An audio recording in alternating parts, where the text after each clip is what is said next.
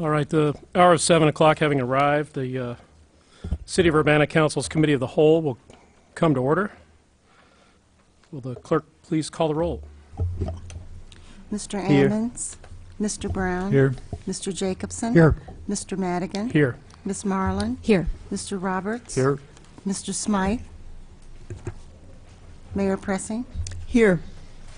Okay, so a quorum is present. Is there a motion to approve the minutes of the previous meeting? So moved.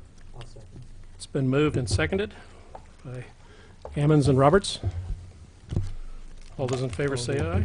Oh, I'm sorry, is there any, there's the inevitable Bill Brown correction, which I really appreciate.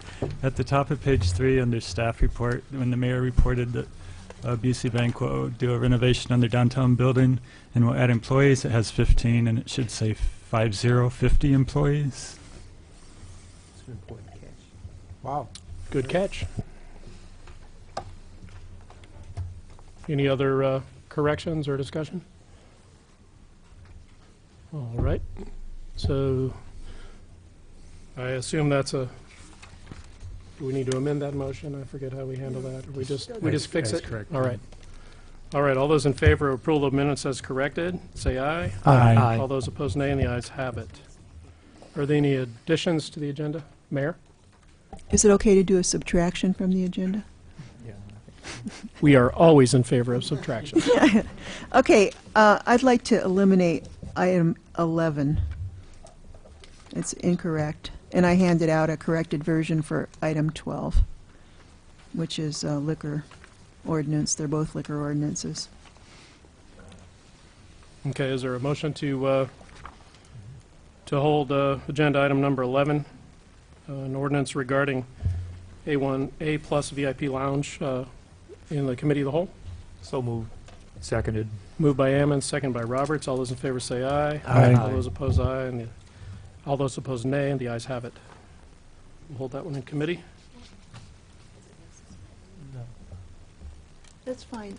We'll figure out if there's a change that needs to be made. But we shouldn't do anything tonight because this is incorrect. Okay. I don't know if anything's going to happen, but I'll get it to you next time. Any other additions to the agenda or subtractions? Please. Okay. So it's time for public input.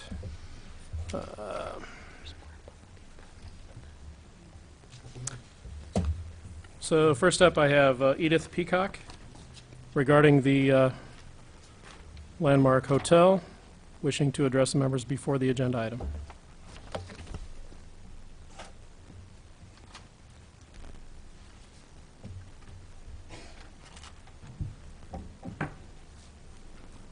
Good evening. My name is Edith Peacock. I am the president of Wiley Peacock, Inc., doing business as H2O Salon, located at 109 North Broadway, here in downtown. We have been open for 11 years, and we currently employ 5 Urbana residents and 2 Champaign County residents. I am here to show my support for the development of the Landmark Hotel. After speaking to other business owners, experts in development, and Urbana residents, I believe this will be a great thing for Urbana. It will increase foot traffic as well as encourage tourists and visitors to spend money here in our downtown. I urge City Council to act in the best interest of businesses they have already invested in Urbana. Businesses that pay taxes in Urbana. In conclusion, many business owners, including myself, believe we have enough empty buildings that don't contribute to our economy. Let's not make the Landmark Hotel another one. Thank you. Thank you. James Webster, regarding the hotel. Thank you. Jim Webster, James Webster, owner of the Lincoln Square Mall, and have a vested interest in the hotel, of course. I've I've spent the last 15 years trying to redevelop Lincoln Square and I think we've done a fairly good job. We have ways to go. But this is key. I mean, your decision tonight is key to the hotel, to the mall. We've had a major setback with Health Alliance leaving next year, and the hotel could be an impetus that could make Lincoln Square, or I don't want to say break it, but it's going to put it into a perilous situation. I've watched a number of people look at the hotel, analyze it, do the numbers, and pretty much didn't go with it because the investment required. You have a developer who I've spoken to on numerous occasions, who's bona fide, experienced, and I think has integrity. I don't know what this is, in my opinion, plan A.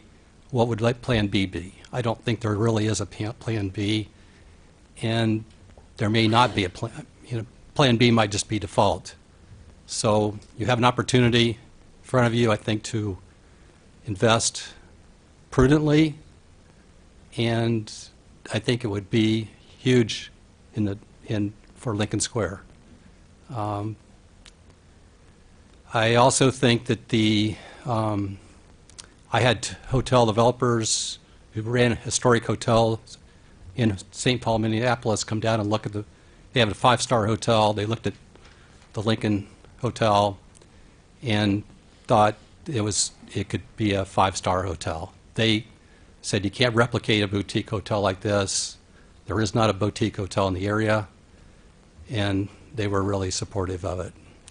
I didn't make the investment at the time. That's quite a while ago, but I think the potential is still there, and I encourage you all to support it. Thank you.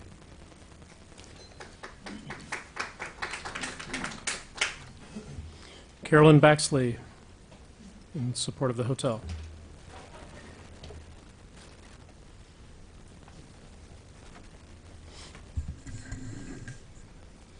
I know that you're used to hearing me speak primarily on the subject of historic preservation, and certainly that plays a role in my support of the redevelopment of the Lincoln, as it should, but you should give this project the green light for far more reasons than preserving a local landmark. It will provide a much-needed shot in the arm to our downtown businesses and stabilize the area in a way that nothing else can. Council approved the millions that were spent on the Boneyard Creek redevelopment, and despite its ongoing maintenance issues, very few people would question that that was a good and justifiable expenditure. But that development is virtually invisible to the majority of residents and visitors to Urbana, and its impact is only a tiny fraction of that being offered by this hotel redevelopment.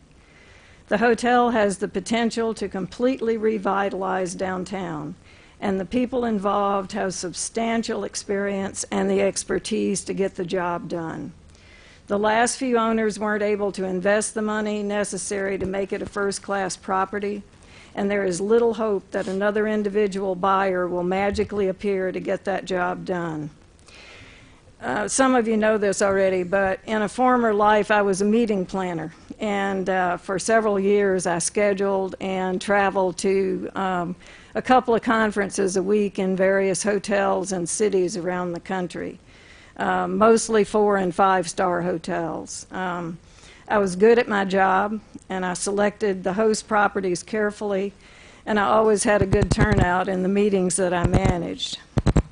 A fact that you should be aware of and take into consideration as you consider the redevelopment of the Lincoln is that we have only 2 hotels in Champaign-Urbana that meet all the requirements of meeting planners.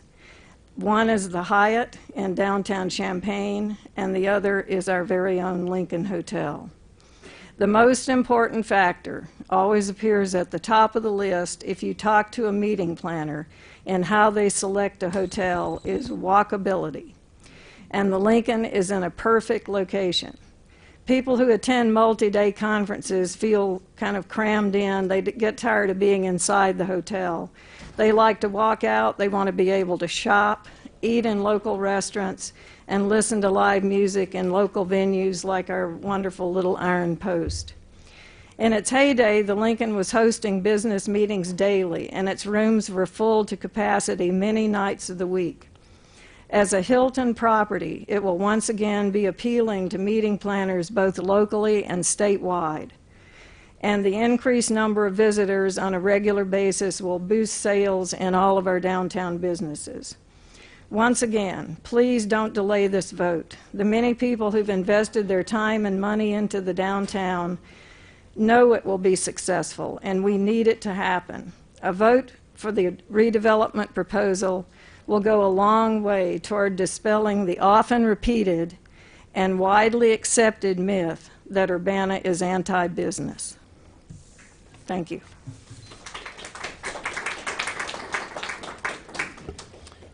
Will from heel to toe in support of the library. I'm sorry. Addressing the library. Hotel. Gee, I'm back again. 30-some years ago, before I moved to downtown Urbana, I looked at Champaign first for exactly the same reason that Carolyn said, you know, we're just not in favor of business. And you see the amount of people behind me tonight. I think there's a lot of people that would raise their hands saying they're in favor of it.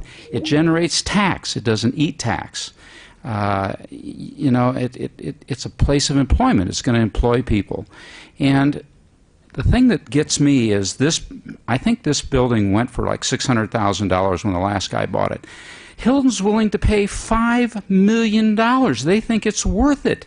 I do too. I've eaten there. I've been there. That's a good place to go. And I think everything that Carolyn said about redeveloping is great. Everybody downtown wants the extra traffic, wants the extra business. So do I. You know, we don't need to lose all of our business to other communities here in town. Why give it to Savoy? Why give it to Champaign? Put something down here that means something. We can build boxes anywhere. I read something today about how business in the U.S., box stores and malls, are going to go right down the tube because people don't find it an experience. That is an experience. That is a wonderful experience. Come on, you guys.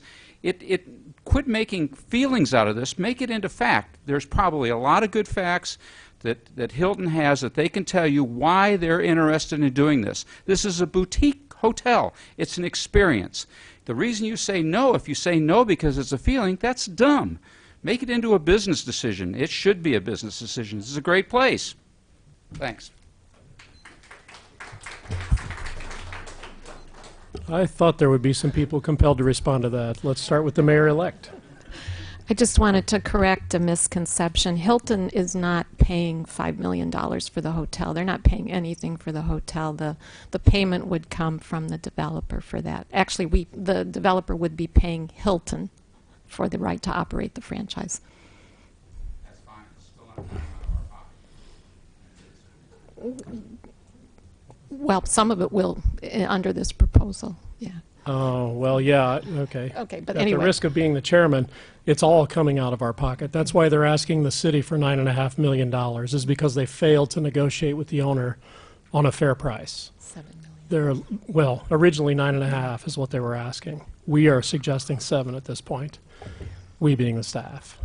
Yeah, so the reason that they can offer XJ what he wants to double his investment is because they failed to negotiate, and they're just asking the city to pay that bill. Madam Mayor. No debate. Just That's as a statement of fact. statement of fact, I did talk with the developer about lowering it to $7 million, and he can negotiate maybe a better sale price with the owner now, but that's not our job to do. But we're just trying to say that we're interested in it, and this is a draft agreement. It's not a set agreement at this point.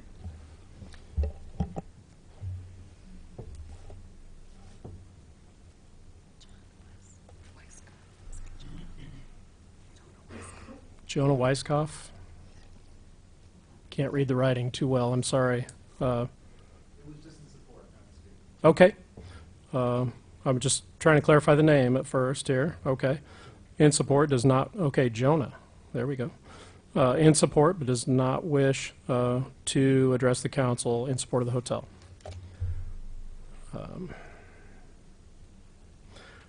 Alice Novak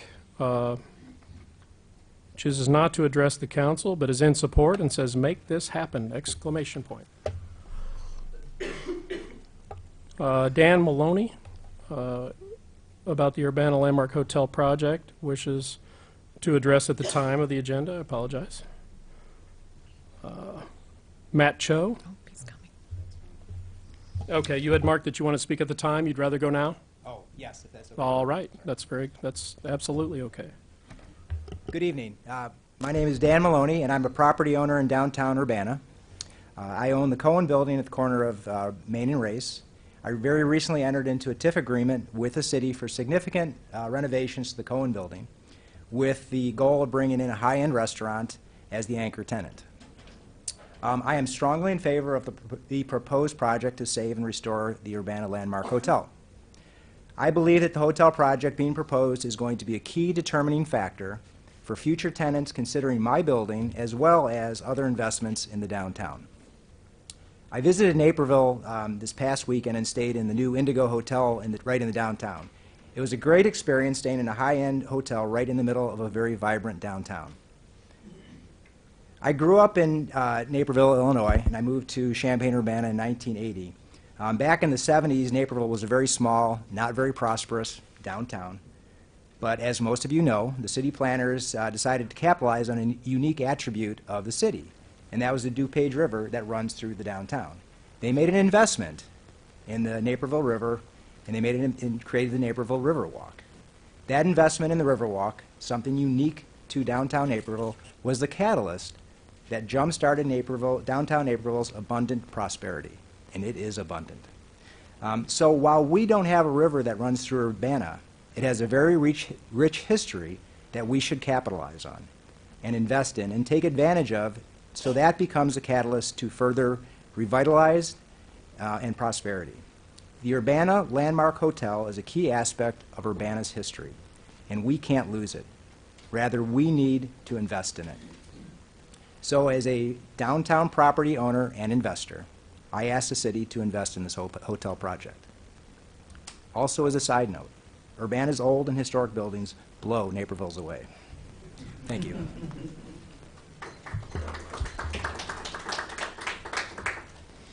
Okay, Macho is in support of the hotel project, but chooses not to address the members.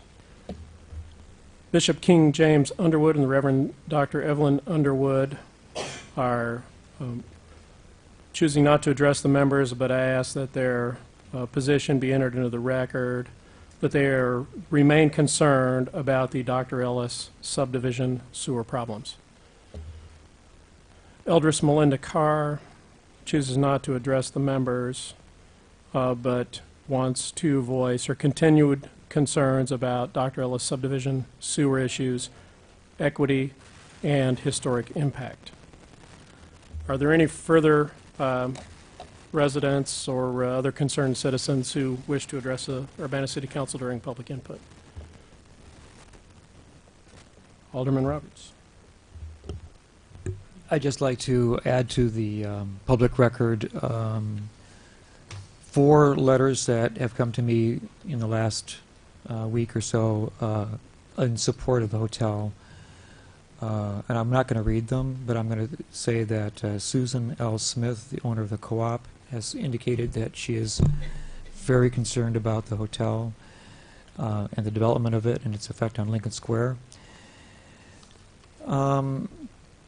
Also, Joyce Day, co-owner of So Sassy, says that she's encouraging passage of the motion to direct staff to continue negotiation as a co-owner of the Lincoln Square business sewing shop, and she mentions other things. Sarah Scott of Johnson Street indicates that she's not going to be able to be at the meeting, but she wanted to write in support of the revitalization of the hotel. And brings the suggestion that there may be other possible developments for the hotel, but that the ballroom is unique and it's much used in our community, and she indicates that there's many other reasons why she supports it. And also, I have a letter from Brigitte Piquet, who is in the audience. I don't know if she's going to be speaking later. Okay. That she also supports it. So I'm going to put these in the public record.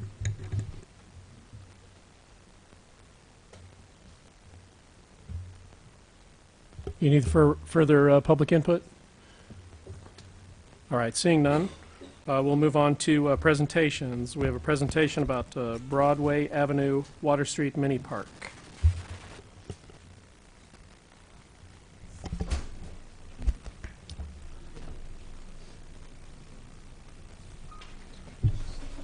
As you are aware, the Arbor Division has been working on redesign for the mini park at the corner of Broadway and Water for a while now. We have the hardscaping materials picked out and plants picked out, but we didn't have structural design for the screening structures that were going in that.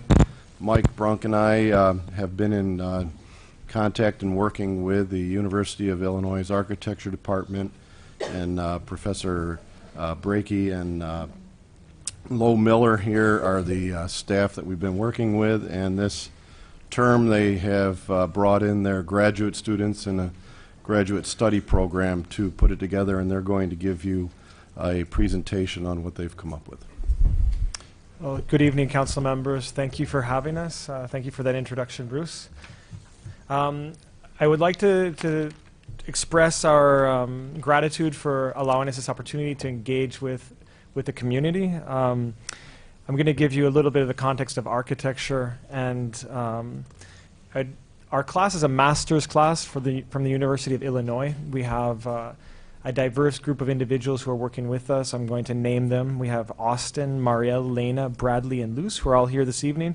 And there are several others that are not with us: Nico, Austin, Shweta, Mia, Austin, Alan, and Andre. It's an international group of individuals who have come together and who are very interested in this class that has an interesting interface with the community and with building.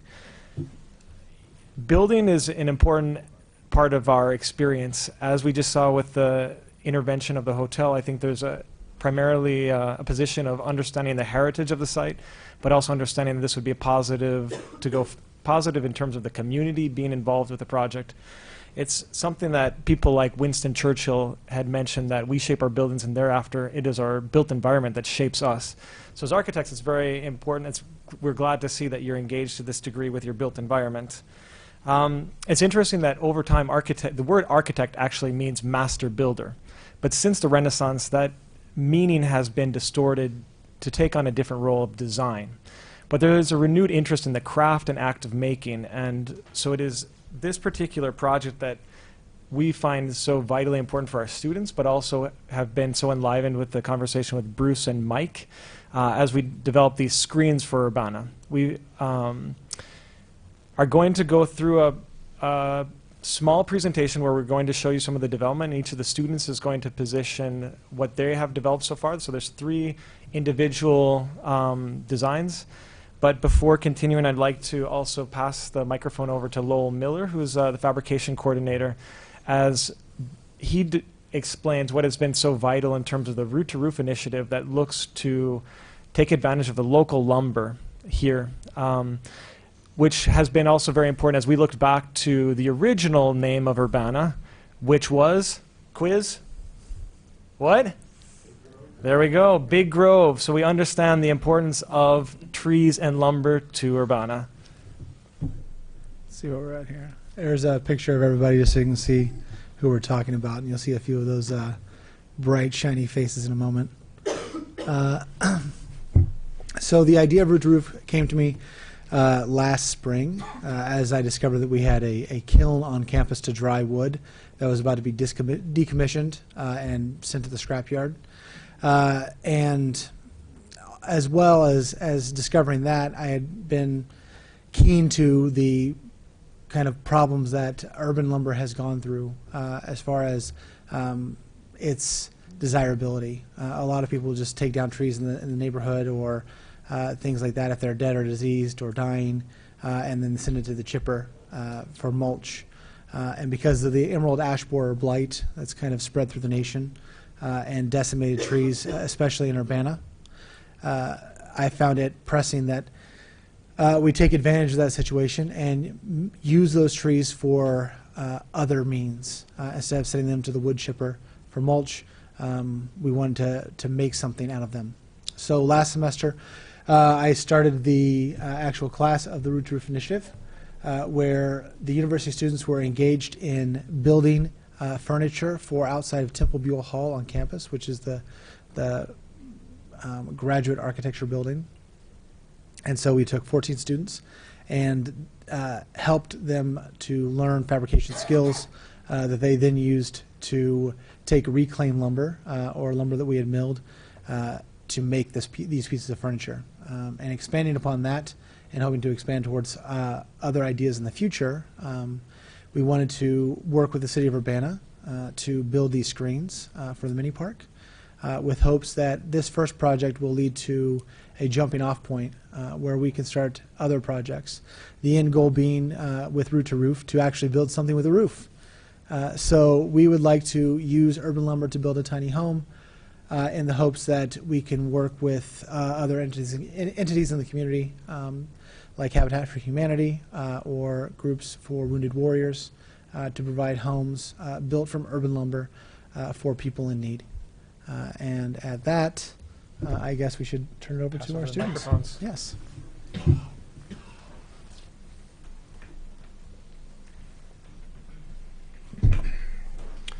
Hello, my name is Austin Johnson. I am a current student in this studio, as well as a graduate assistant to Lowell Miller in the fabrication department. In this particular project, I'm serving as project manager.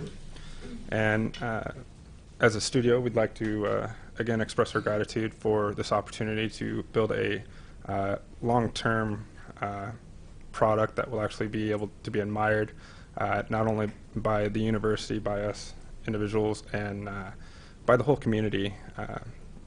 It's something really special, and with the Root to Roof initiative, we have a tremendous opportunity to grow a long-term relationship with the city by basically recycling any materials that come through in terms of your tree species. In this particular case, we're building 3 screens at the park at Broadway and Water Street with the assistance of Bruce and Mike. We've come up with 3 screens, and right now Brad is going to describe the first installment. Yeah, so some more overview on what we were looking at and what we've worked with both Bruce and Mike. We were given these kind of 5 guidelines, goals that we wanted to accomplish and help the city with. And the 2 lower images are reference off of the 2012 Urban Development Project or portfolio that the city of Urbana put together. And some of those things that I called out, including develop engaging public spaces and streetscapes, are things that we're trying to fulfill through these installations of these screens. The location across from Black Dog and between Black Dog and the Cultural Center on Broadway and Water Street. This is a quick rendering of 2 of the screens on the site with some of the plantings that Bruce has picked out for us. So looking into the first screen development that myself and 2 of my partners have developed is using a steel structural frame and then using the exterior pieces of the lumber that we have been provided. We have the unique opportunity to use lumber that you wouldn't be able to find at Home Depot, Lowe's, or the general store.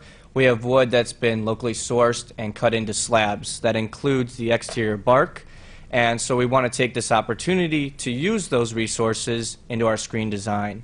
So we have cut those pieces vertically and preserved them. This is the example that we've kind of mocked up to help prototype the steel framing, the welding that we get to do, and things like that.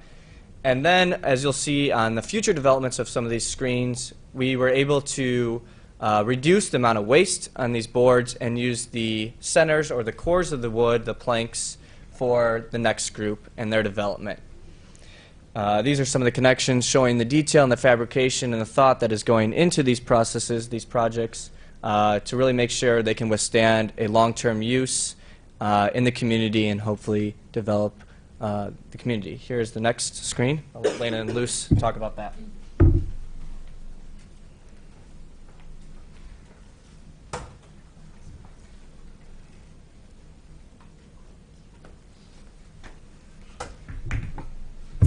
Hello. As Brad said, my name's Lena, and this is Luce, and we will be representing screen number 2. Also, as Brad was saying, whenever we were looking into this design, we looked at how we could use the entire tree and have as little waste as possible. So whereas group 1 is cutting down the sides of the tree and making vertical planks, we're using that middle section, and we're making small modules out of that. So we have a main module that we're working with, and then from that main module, we have 3 different pieces that all form together. So as you can see, this would be one piece, and then it forms into 4 different patterns to where we could form, we were kind of looking at as a cloud type structure.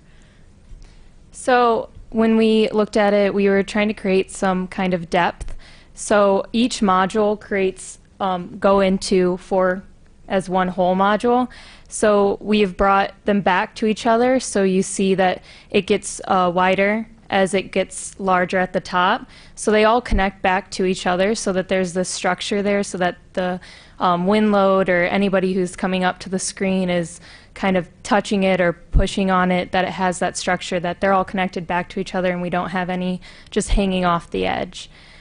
We've also looked into the way that it's bolted down, and you can see in this one, we have certain areas where it's milled down and it's bolted in, and we've been, through the depth, we will be adding more, as you can see in the image there, that there will be a bunch more pieces, structural pieces that will come in and hold the screen all together.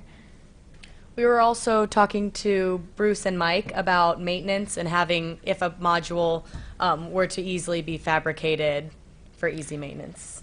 And we've also planning on charring some of the pieces using a Japanese technique where you char the wood and then it becomes more so like blackened, and then you use a finishing oil so it naturally stains the wood. And then that creates a kind of gradient throughout the cloud, along with adding painted moss to some of the flat areas so that it kind of detracts people away from wanting to sit on these horizontal pieces. So there'll be this kind of painted moss, which kind of brings a different kind of color, depth, and gradient to the entire screen altogether.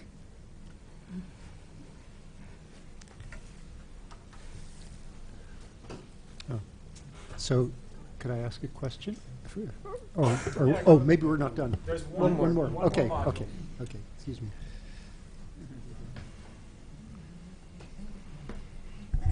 So I'm representing the 3rd team who's working on the 3rd module, and our main concern was having it to be interactive from both sides. And so our initial design didn't really consider those who were on the parking side, but we wanted to consider both sides so that it would be beautiful from whatever angle you were coming at. And the other thing that we wanted was to allow something that would create something different every day. And so we have these organic forms which kind of have the bark on them, so it creates like a rustic feel. But we're using red cedar in between, and they're on these individual rotating plates. So as the wind blows or people walk by and just kind of want to like play with them, they create a new opacity every day. And so that was our main design. Yeah, so those are our 3 distinct different ideas that answer one problem, creating a diversion between the parking lot and this new park, and hoping to enhance the community and the diversity of our ideas, represent the diversity of Urbana, and help enhance any activities that go on, including the food truck rally or whatever yourselves and the community members develop and come up with. So thank you. Eric and then Aaron. So do you envisage this project as sort of being a one-of-a-kind boutique, or could you imagine a company being formed that would mass produce these things, or things of equal beauty that and just create a new sort of aesthetic around the country? I got to say, we prepped a lot of questions, and that was not one of them we had thought about. And I think I love the idea and love the thought, and you should come by studio to see the variety and other ideas that we have developed. But it is always an opportunity to start something else, and I think we're always envisioning a bigger future when we design these things and how we can take that further in any direction that we desire. You've got a bunch of entrepreneurs sitting behind you, so maybe one of them will be taken with the thought of investing in a startup. Maybe I'll just interject and say one of the models that we looked at as we developed the park-to-pole relationship was the Lincoln Log. And so as we kind of analyzed architecture in the Imperial Hotel that Frank Lloyd Wright developed, there's actually his son who developed the Lincoln Log. And that turned out to be quite a good business venture. So I imagine, if any of you entrepreneurs see potential, we invite you to our studio to discuss possibilities. Aaron? Well, welcome to City Council Shark Tank. So it's very interesting, especially, I don't want to knock anybody else's, but this one's really got my eye here. It's pretty interesting. I wanted to know, how long do either of you see your screen lasting? What are you doing to, because it's wood, it's going to be out in the elements, so how long would these last? This particular material is an actually outdoor friendly wood. Cypress is typically used actually for barn facades. So in terms of this longevity, even if it weren't finished, this wood could last quite some time. However, we do plan to incorporate some sort of level of finishing on this that we will then pass on to Mike and Bruce for long-term preservation. And the other ideas of with the wood, in particular the ash trees or any of this wood, because I see a lot of raised beds around town over by the Courier and all these other different places, and I was just trying to see if you all had thought about raised beds being incorporated into any of these projects that you're working on, or using the wood for that purpose. Sure. I can't say that we envision any raised beds for any of these projects as of yet.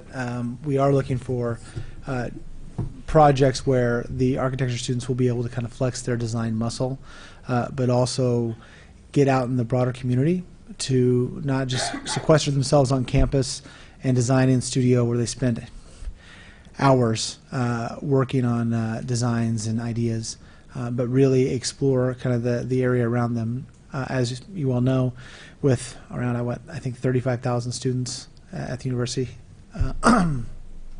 not all of them go out past the limits of campus. And our goal was to get them out into broader Urbana and help them understand the community that they live next to and live in. With regard to the ash trees and other trees that have come down, Mike and Bruce have been very generous with those trees and allowed us to kind of explore the materiality of that. Ash in and of itself is not a great outdoor wood, so that's why we didn't choose it for this project. It tends to rot quite quickly, whereas cypress, even without finishes, Austin was saying, lasts for about 15 to 20 years on its own. It's light, it's durable, it bends easily, as you can see, with a little help from a steam box.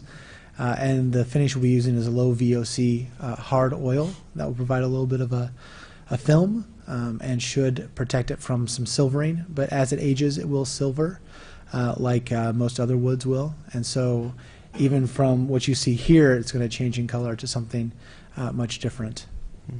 I think a project like this also has the opportunity to encourage other members to, community members, to build their own raised beds or envision their own projects of reusing wood.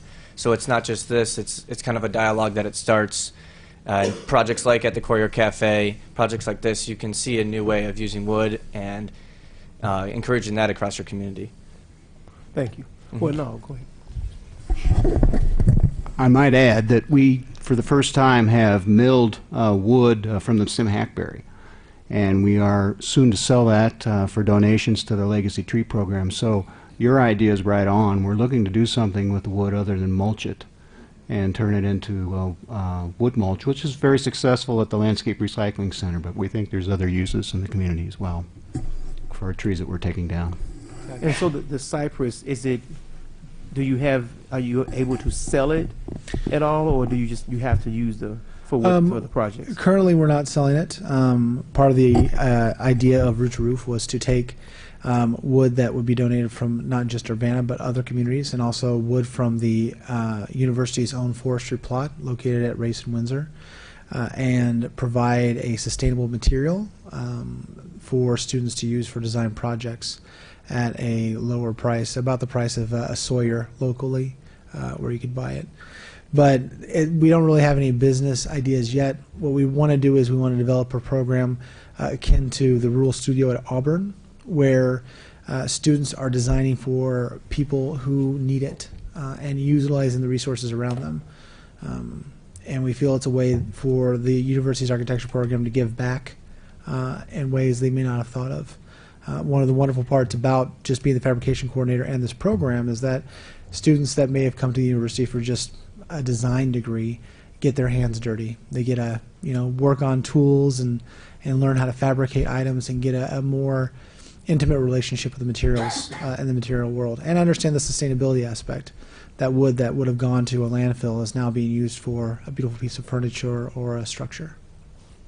Thank you. Diane and then Bill. Can you show us the picture that shows how these will be installed in relation to each other?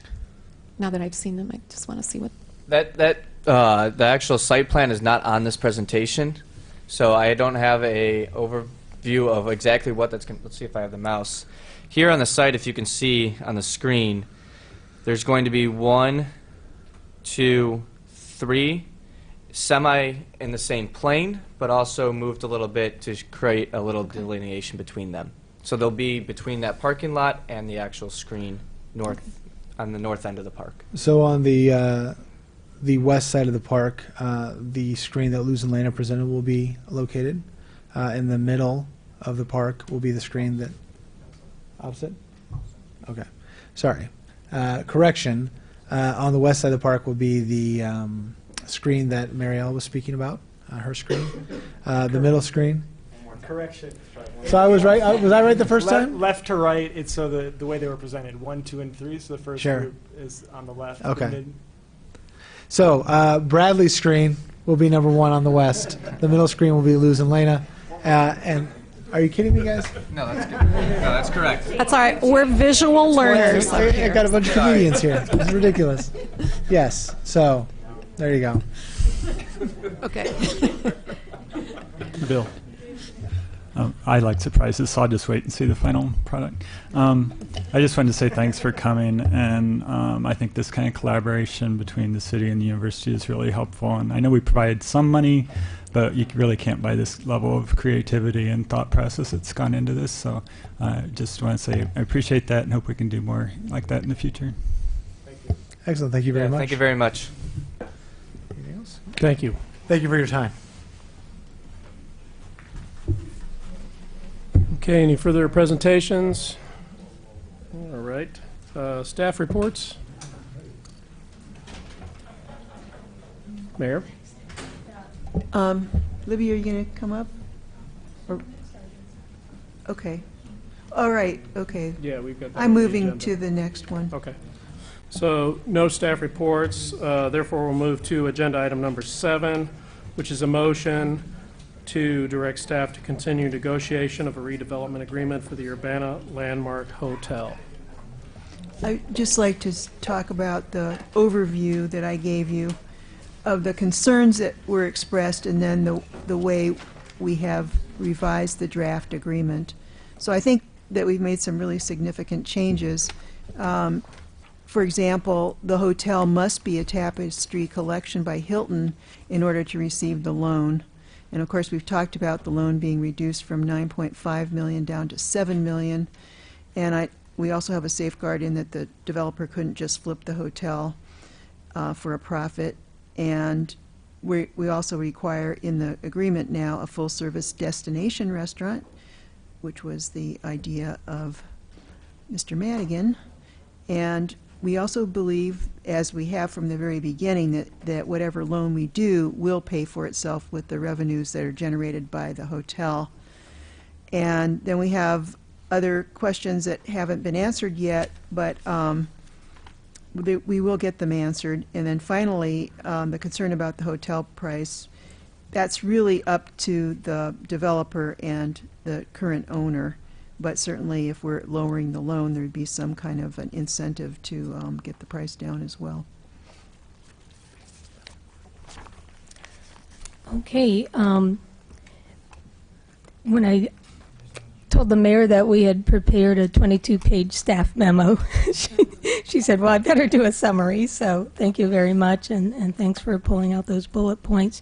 But the goal for the staff report and the memo tonight is to give everybody a comprehensive update on where we're at with the redevelopment agreement for this important property. We understand that the council's not ready to act. There's more work to be done and still some outstanding questions.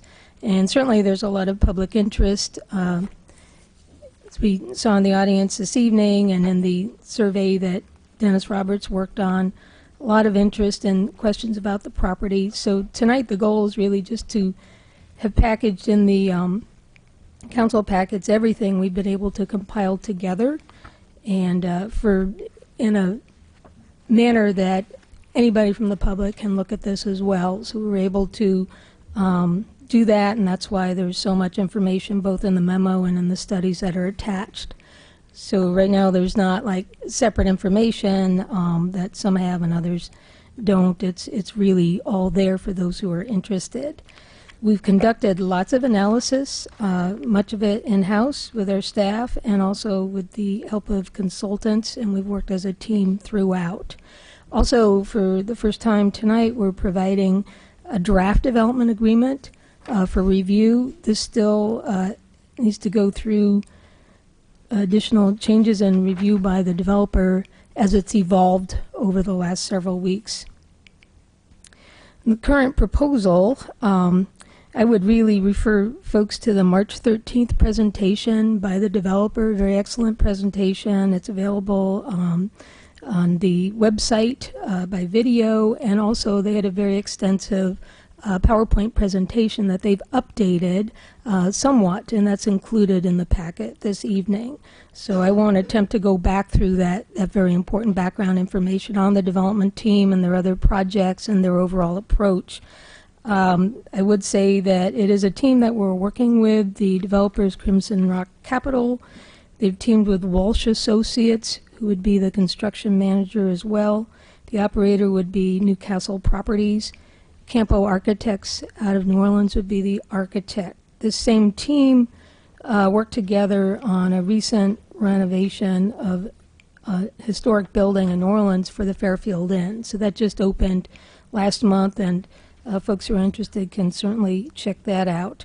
They've had a purchase agreement with the current owner for quite some time, as they've worked to work through a development agreement, through establishment of a TIF, and other necessary steps for due diligence. Most recently, they've been working with, and this was a big breakthrough for this project, that they were able to get a pre-franchise agreement with the Tapestry Collection by Hilton. And it's a very interesting brand by Hilton. It's newly launched, but it emphasizes unique properties that have an independent flavor and that appeal to the millennial population. But as was mentioned earlier this evening, people are interested in unique in-town properties, not just the same old cookie cutter. Very unique properties such as the Urbana Landmark. And then what they provided, since the packet was put together, is actually a rendering of the vision. I know this had been asked for. What's it going to look like? You know, it's really hard to imagine, especially, you know, from Ray Street. What's that going to look like? How are you going to meld the different pieces of this building? And the architects specialize in historic preservation projects that are done with historic preservation tax credits, which require state review. And certainly that review has not occurred yet, but they've been through it many times before, and anticipating the types of changes that the state would be able to approve. They're looking at this type of renovation and beautification of the exterior, where they're removing the porte cochere and replacing it with a very light entry. Let's see, I'll put these out on the back. I didn't do that earlier. And then replacing the breezeway. Thank you.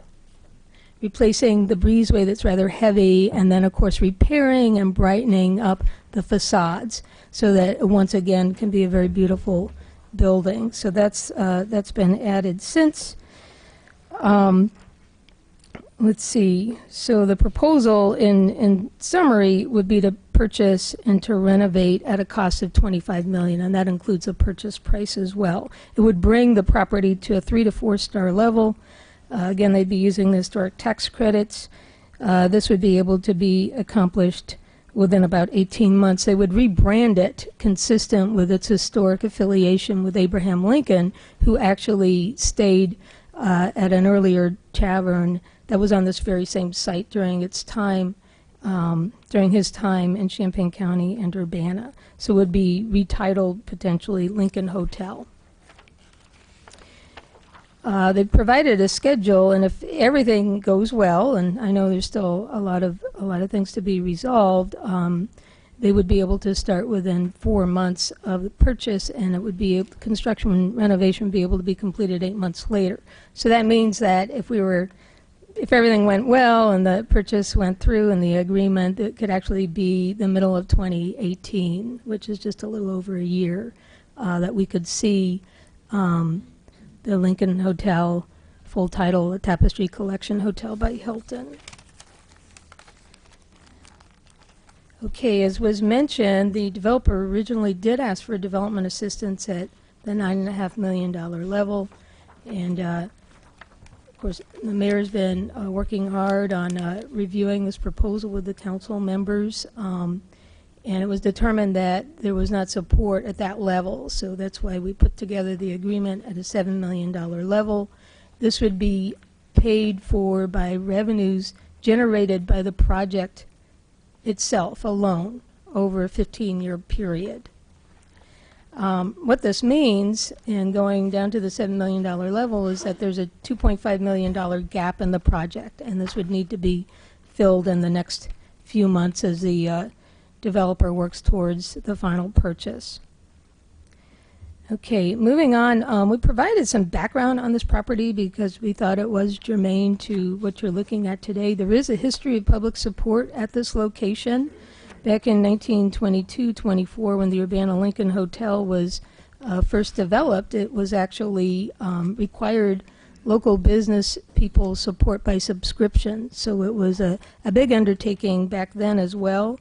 And it was very successfully run for many decades, including a big change in 1964 when Lincoln Square was built that actually changed the facade of the hotel, but it attached the mall to the hotel so you could get that direct communication and pedestrian access between the shopping and the mall at the time and the hotel.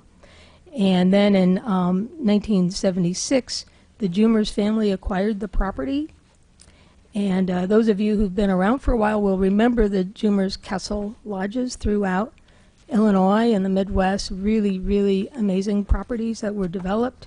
In 1982, Jumers put forward an addition, and that's what you see on the left of the rendering. That's the newer part, what we call the Bavarian style part of the hotel that faces along Elm Street.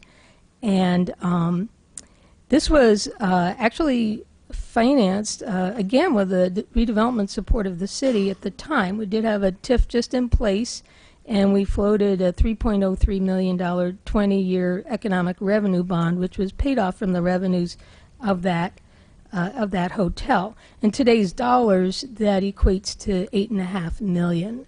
So a similar level of support back then. In addition, at the same time, in 1982, the city floated general obligation bonds to pay for the parking deck.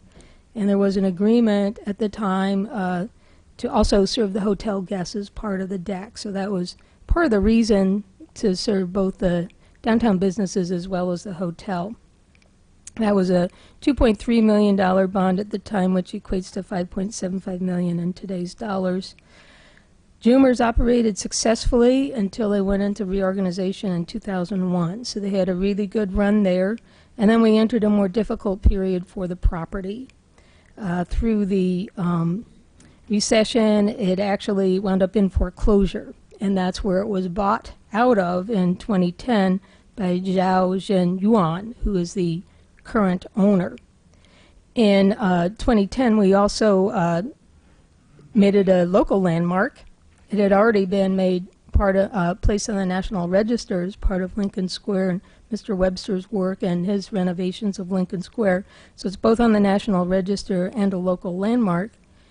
In 2010, the city entered into a redevelopment agreement with the owner, and this was a more customary agreement, pay-as-you-go reimbursement of expenses. However, the improvements did not get completed, and in 2014, although there was quite a bit of work done, but in 2014 the city did call the agreement into default. That was fulfilled in 2015 by the owner repaying the funds to the city in excess of $1 million, and he then did at that same time place the property on the market for national marketing from his broker in California. We also look back to look at the different plans and policies and what they say about the property. I know that there was a lot of emphasis in our 2001 downtown strategic plan and renovation of the Lincoln Square Mall at the time, because that ownership was transitioning at that moment. 2005, we do talk about renovations in the downtown area. And we promote the rejuvenation. The goal there is to promote the rejuvenation of Lincoln Square and to use tax increment financing to promote redevelopment opportunities in many parks, which we heard about in Mini Park tonight. In 2012, we did an updated downtown plan for Urbana, and this gets more specific. It says that we should continue to promote the continued rejuvenation of Lincoln Square and the Urbana Landmark Hotel, and that we should protect downtown's architecture and civic buildings through preservation tools, and the historic tax credits would be an example of one of those tools. We get more specific in the 2014-2017 Mayor and Council goals that this council adopted at the beginning of their terms, with a lot of emphasis on vibrant business districts, and specifically for the downtown, to fill vacant buildings and to celebrate the unique historical heritage. And then it says specifically, finish restoration of Urbana Landmark Hotel. So these were kind of the policy marching orders, and doing the agreement, it was necessary to establish TIF in the downtown again, because we had come to the end of the term of our downtown TIFs, and we wanted to reconfigure, thought it was important to reconfigure the TIF district to emphasize those areas that hadn't yet redeveloped. And the Urbana Landmark renovation is highlighted as a specific project in that plan. So that plan was done in 2016. It was adopted in October and became in effect in January 2017. But the project says renovation of the Landmark Hotel and ancillary facilities into a high-quality boutique-style historic hotel and conference center.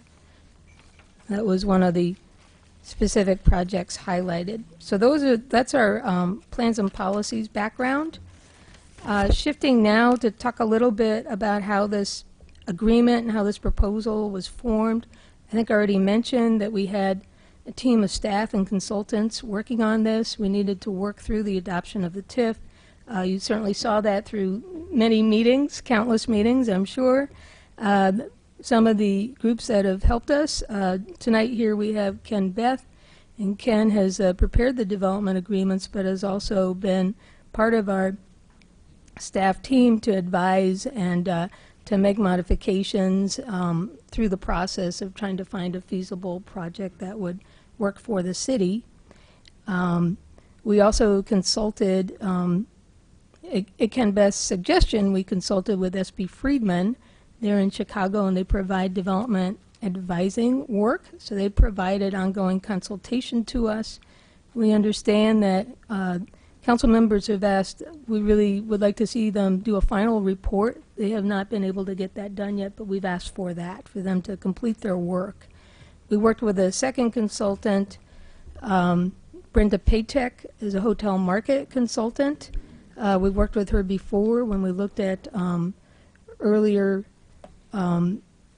proposals for the hotel, and she has evaluated the pro forma provided by the developer and has determined that this proposal will work within our hotel market. So the hotel will work within our local hotel market, and her report is attached to the staff report, and she did check the assumptions in the pro forma from a marketing feasibility standpoint.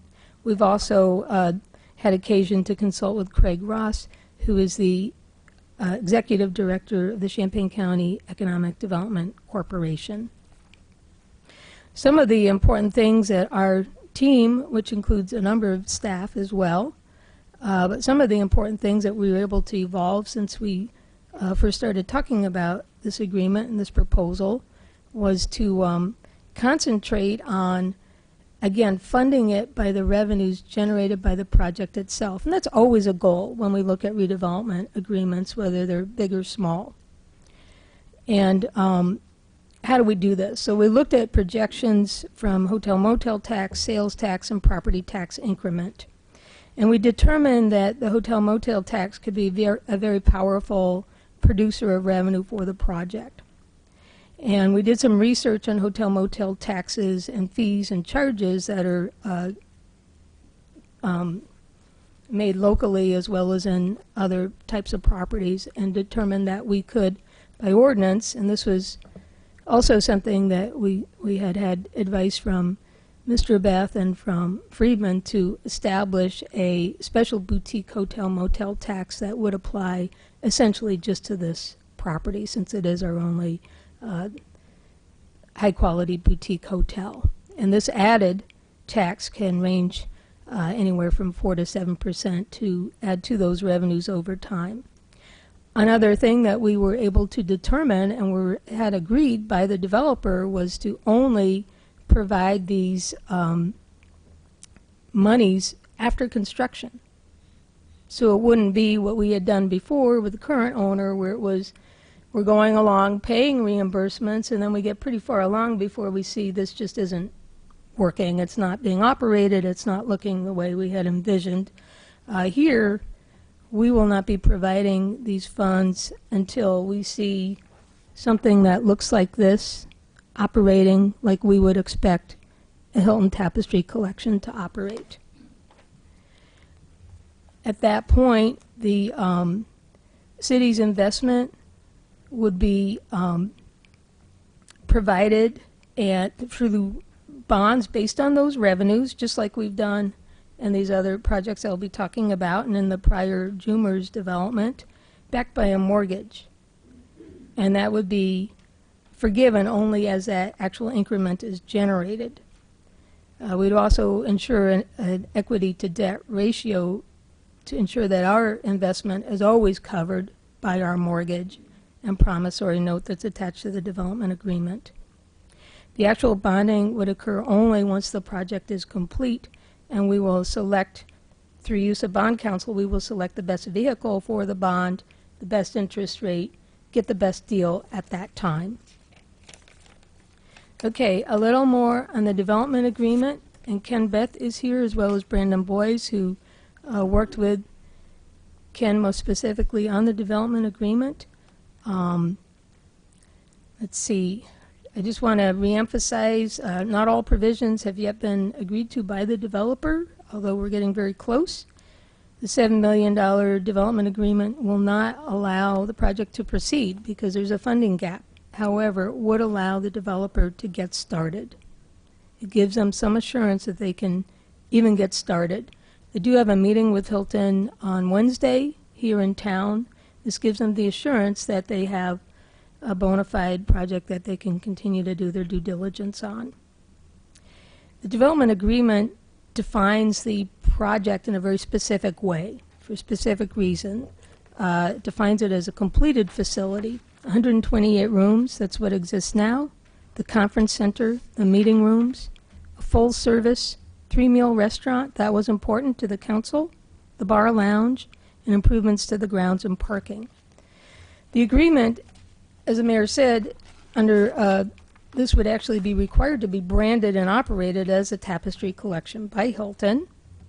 There would be only $200,000 reimbursed up front as part of the pre-development activities. And I would just mention that, well, in excess of that has already been expended, and the rest, or $6.8 million, would be available upon the certificate of occupancy being issued. The developers asked us to provide 2 years for him to commence the project, although we would expect to fill the gap in the short term. At least this would provide the time for the developer to preserve the benefits of the agreement exclusively so that he can best negotiate on the issues such as the purchase price. All the reimbursements, I think I mentioned this earlier, will be in the form of a loan backed by a promissory note and mortgage recorded as a lien. There would be limits on the loan-to-value ratio. We would forgive in whole only upon receipt of sufficient property sales and hotel-motel tax. And then we would not forgive this if the hotel were to cease operation, lose its brand, or fail to not generate the expected revenue to cover the city's debt service. So in total, with the $7 million deal, we would be looking at a 37% support from the revenues derived from this project over a period of 15 years. We took a look at comparable projects so that the council and others could begin to compare this project to other significant projects that have had a catalytic impact in their respective downtowns. And this research was conducted by Libby Horowitz, our economic development specialist. It's attached to the memo in its entirety. And there is a summary of some of the key projects in the memo, and I'll just mention a few of these. Catalytic projects that had a substantial public investment as part of them. The iHotel, an important part of the University of Illinois' research park, and also the best comparable to this project in terms of quality. It's a $30 million project. $14.6 million were in public incentives from the University of Illinois, Champaign, and Urbana. The Marriott Hotel in Normal, hopefully several of you have been to Uptown Normal to see the transformation there. That was a $72 million project with $23.5 million from the town. It includes a very significant conference center and public improvements in addition to what just mentioned in terms of beautiful streetscape in front of the hotel, an amazing roundabout that serves as a park and a drainage feature. They've had tremendous catalytic impact from the Marriott, transit center, a children's museum, and a second hotel, the Hyatt, is now at Normal. So it's been a big part of their uptown transformation. In Peoria, the Pere Marquette Hotel had a major renovation. Mention this because it was also an historic property that used tax credits and had Campo as its architect. That was a $93 million project. It also included, in addition to the hotel, and of that, $36 million were in public funds.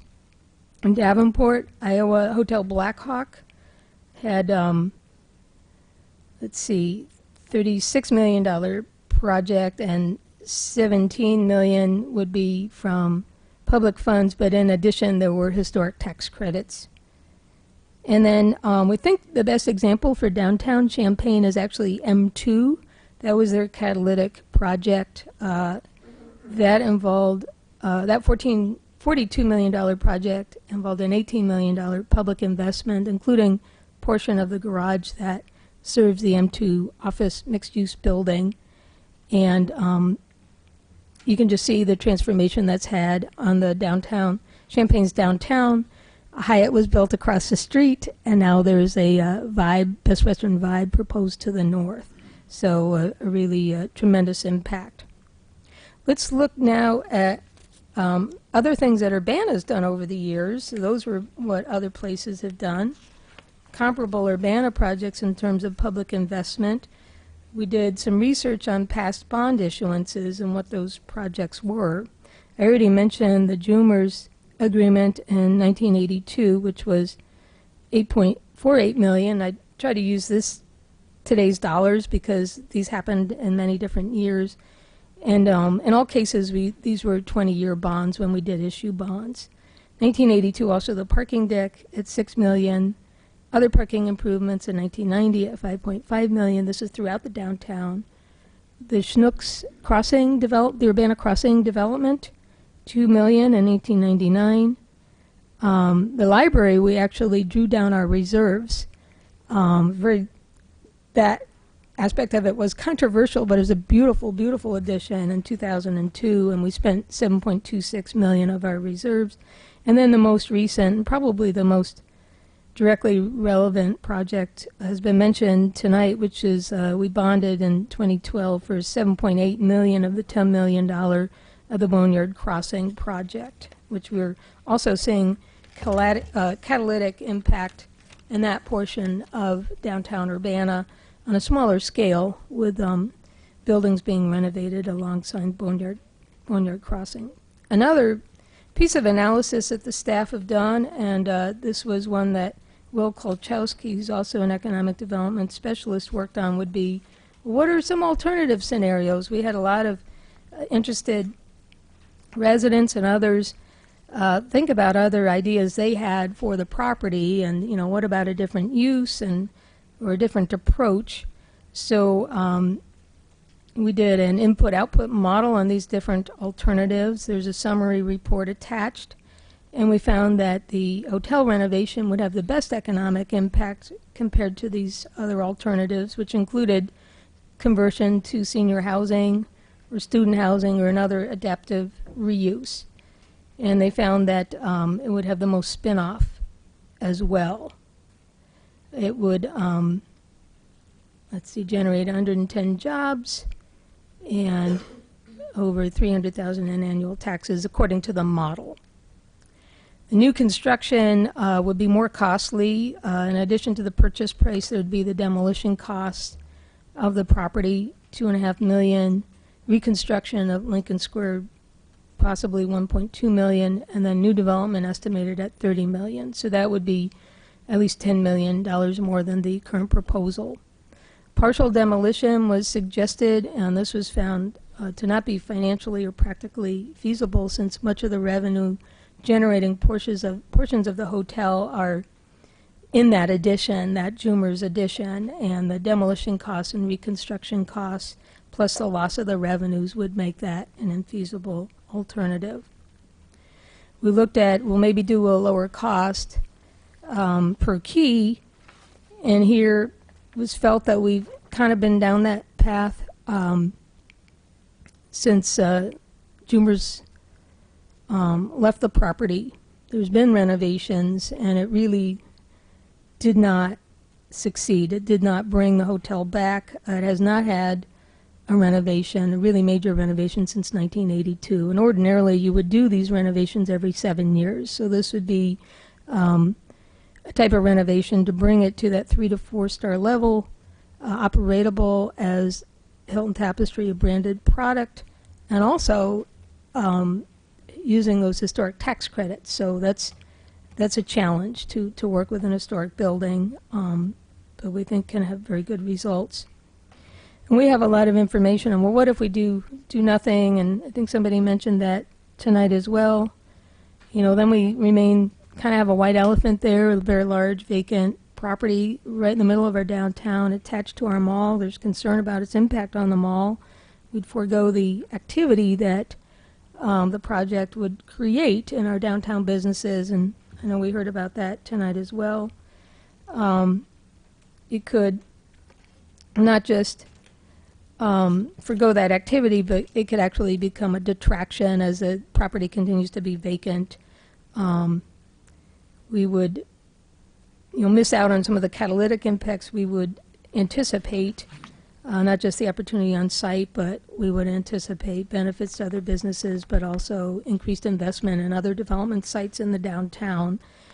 And this would be potentially a negative impact on the real estate market initially, and certainly we would need to go back to the drawing board without the Hilton.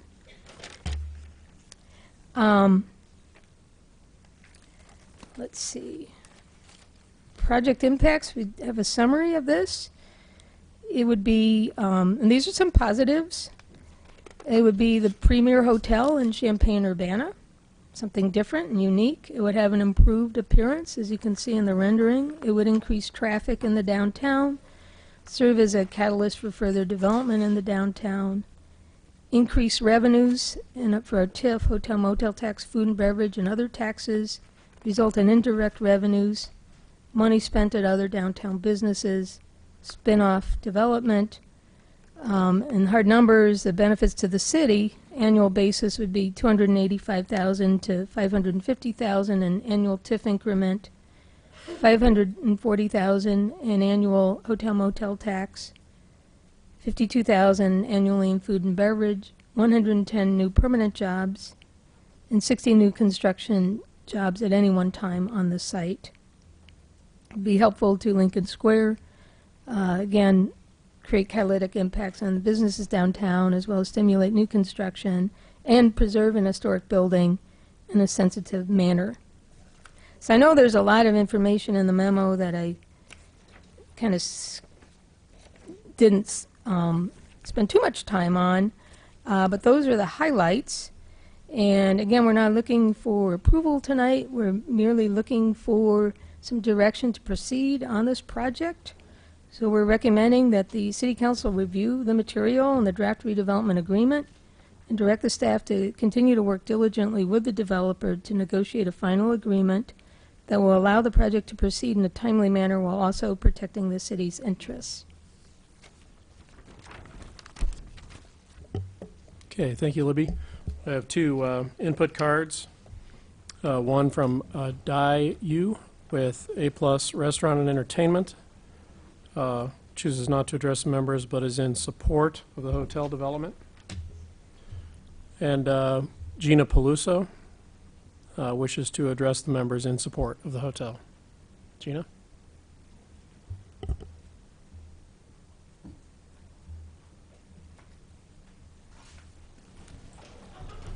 Good evening, everyone. Thanks for your time. Thanks for being here, and Libby, thank you for a really excellent report. I'm sorry I wasn't here earlier. I had to work late tonight, so I just thought I'd run down and just put in my 2 cents worth. I hope that you'll really look hard at this proposal. You know, I know that there are some people on the council that are probably against this or are wavering. You know, we talk about development in Urbana and how it's tough to get development in Urbana. And here we have the perfect opportunity to get some development in Urbana that saves a historic property. The City Council had to vote as part of the agreement with XJ. It was in the proposal that the building would be landmarked at that point.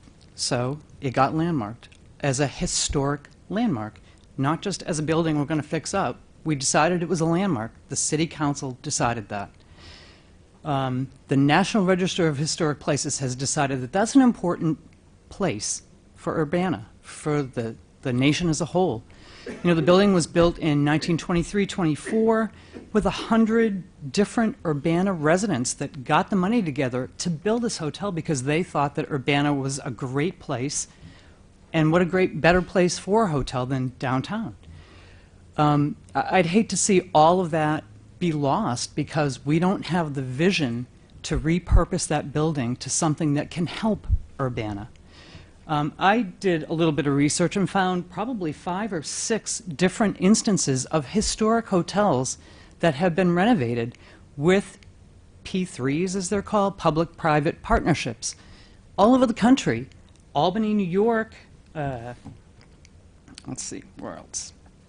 The Farragut Hotel in Knoxville, Tennessee, the Hotel Fort Des Moines in Des Moines, Iowa, the 21C Museum Hotel in Durham, North Carolina. I mean, it goes, you know, there's a list, and I got that from Googling for a couple hours.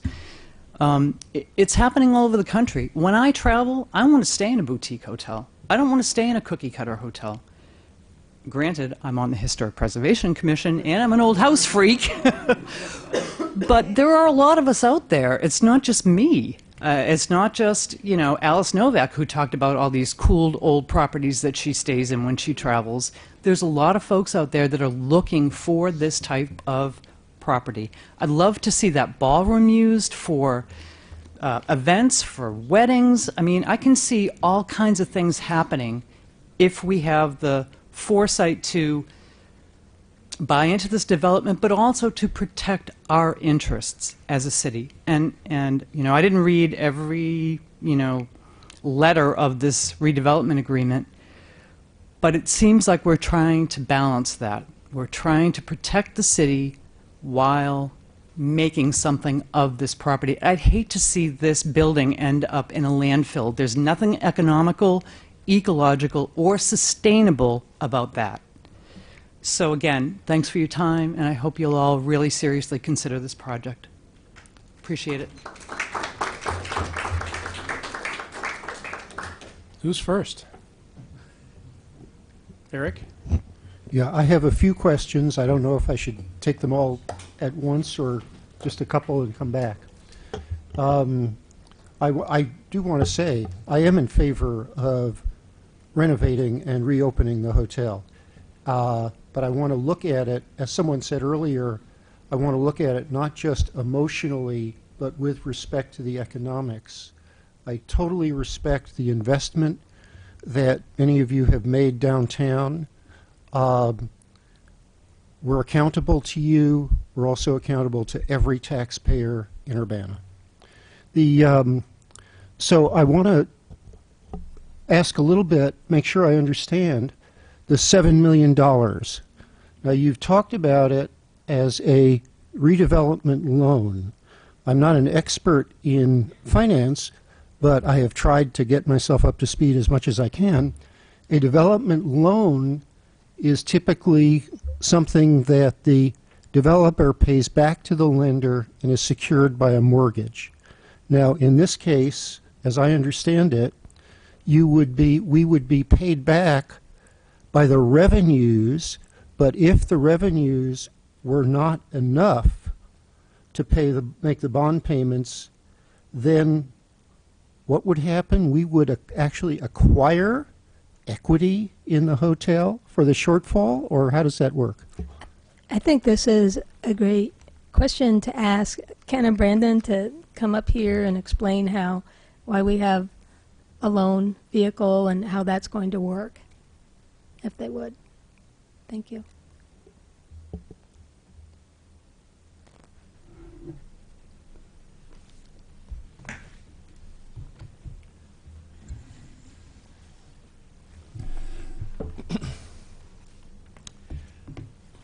As you indicated, the hotel is secured by a promissory note and a mortgage in terms of the $7 million that is provided to the developer.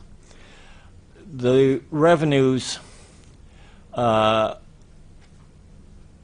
indeed would pay that off, and if in fact there is a shortfall in those revenues, that would mean that the loan and mortgage would still be an obligation of the developer to repay. So, and if the developer did not repay, then the city would have to accelerate the note and foreclose on the mortgage. Okay, so the city, should the revenues fall short, we would have a right to foreclose? Yes. And explain, I mean, I hate to anticipate failure. On the other hand, given the history of this property, I think we have to know what would happen should that unfortunate event happen.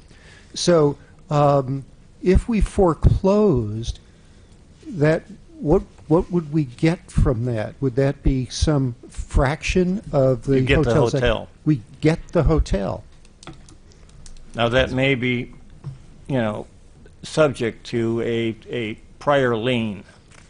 Right. So that would depend on what arrangement the other investors had with the development. Is that correct? That's correct, but the way this is drafted right now, in order for us to even provide the loan, there needs to be a loan-to-value ratio of 80%.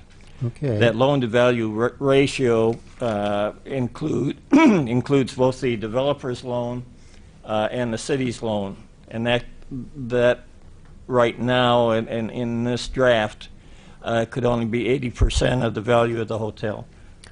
So you must be quite familiar, because it's an important and relevant thing, with what's happening to the Père Marquette in Peoria.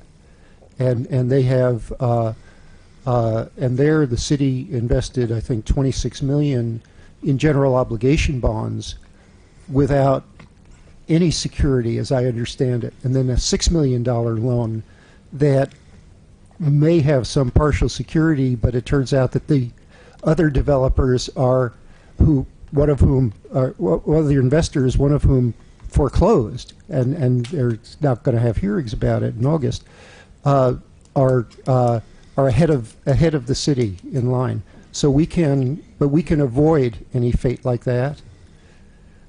Well, as I said, this calls for a loan-to-value ratio, which means the value of the hotel, as determined by an appraisal now, has to provide the money to cover both loans. Okay, 80%. So we can largely protect ourselves against what's happening to Peoria. Yeah, I mean, I hate to bring this up because it shows my age, Eric, but I also was around when we negotiated the Jumers deal. Uh-huh. And as a part of the Jumers deal, the city issued revenue bonds that were supposed to be repaid by Jumers. Right. And as a part of that deal, we also put the full faith and credit of the city behind those revenue bonds. That's the only way those revenue bonds were sold back in the day. And so I was also around when Jumers filed for bankruptcy, and we had our full faith and credit obligation on those bonds. Fortunately, Jumers still made the payments on those bonds, but I was very much relieved when we could refund those bonds and be out from under. So I'm aware of. I was around then too, but I was distracted trying to get tenure.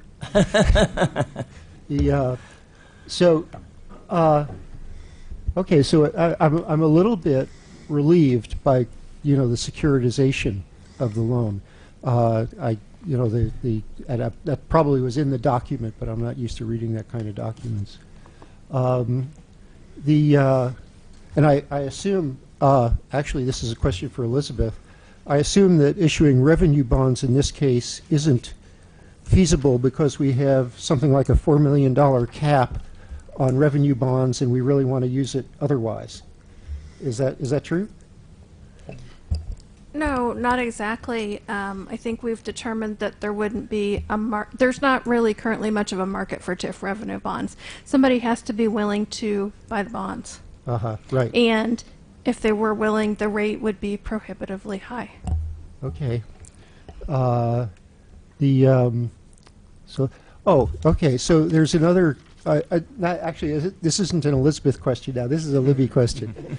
So Libby, I don't know. I can't find what other projects Crimson Rock has done. They're not on their website. Have they actually obtained capital for other projects like this? And can you share with us, or can they share with us, what those projects are?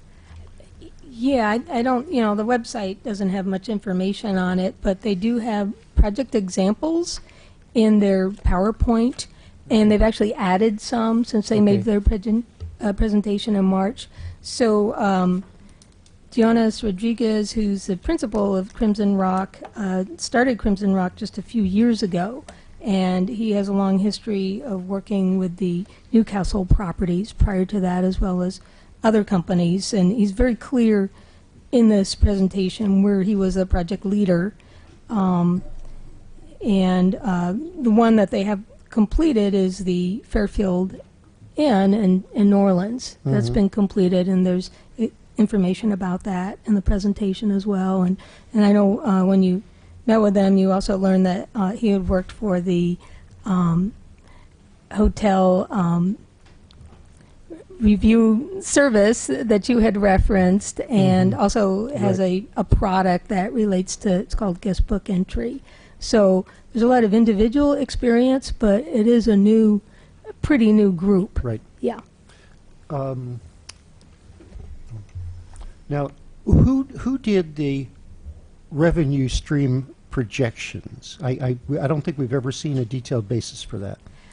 So Brandon can jump in, but what's included in the packet, those spreadsheets were generated by staff based on inputs from the developer and with the consultation of SB Friedman. So do you want to talk more about that, Brandon? Yeah, that's correct. They're included in the packet, the spreadsheets are. Yeah. Do you have specific questions about the assumptions of the revenue projections? Or? No, actually not really. I don't understand the business well enough to question them specifically. I would just, so Friedman, who is an independent expert, will give us a document saying that he agrees with those projections. Because Patek, well, in the first place, Patek was very vague. But in the second place, even though we've posted the document on the web, it says, neither all nor part of the contents of this report shall be disseminated to the public through blah, blah, blah, blah, blah, without prior written approval. So it's out there, it's on the web, but I won't comment on that out of respect for her wishes. But I'd like an independent expert. I mean, not that we don't have expertise, but I'd like somebody who is just really independent, Friedman, I guess, to tell us in writing that these projections are reasonable.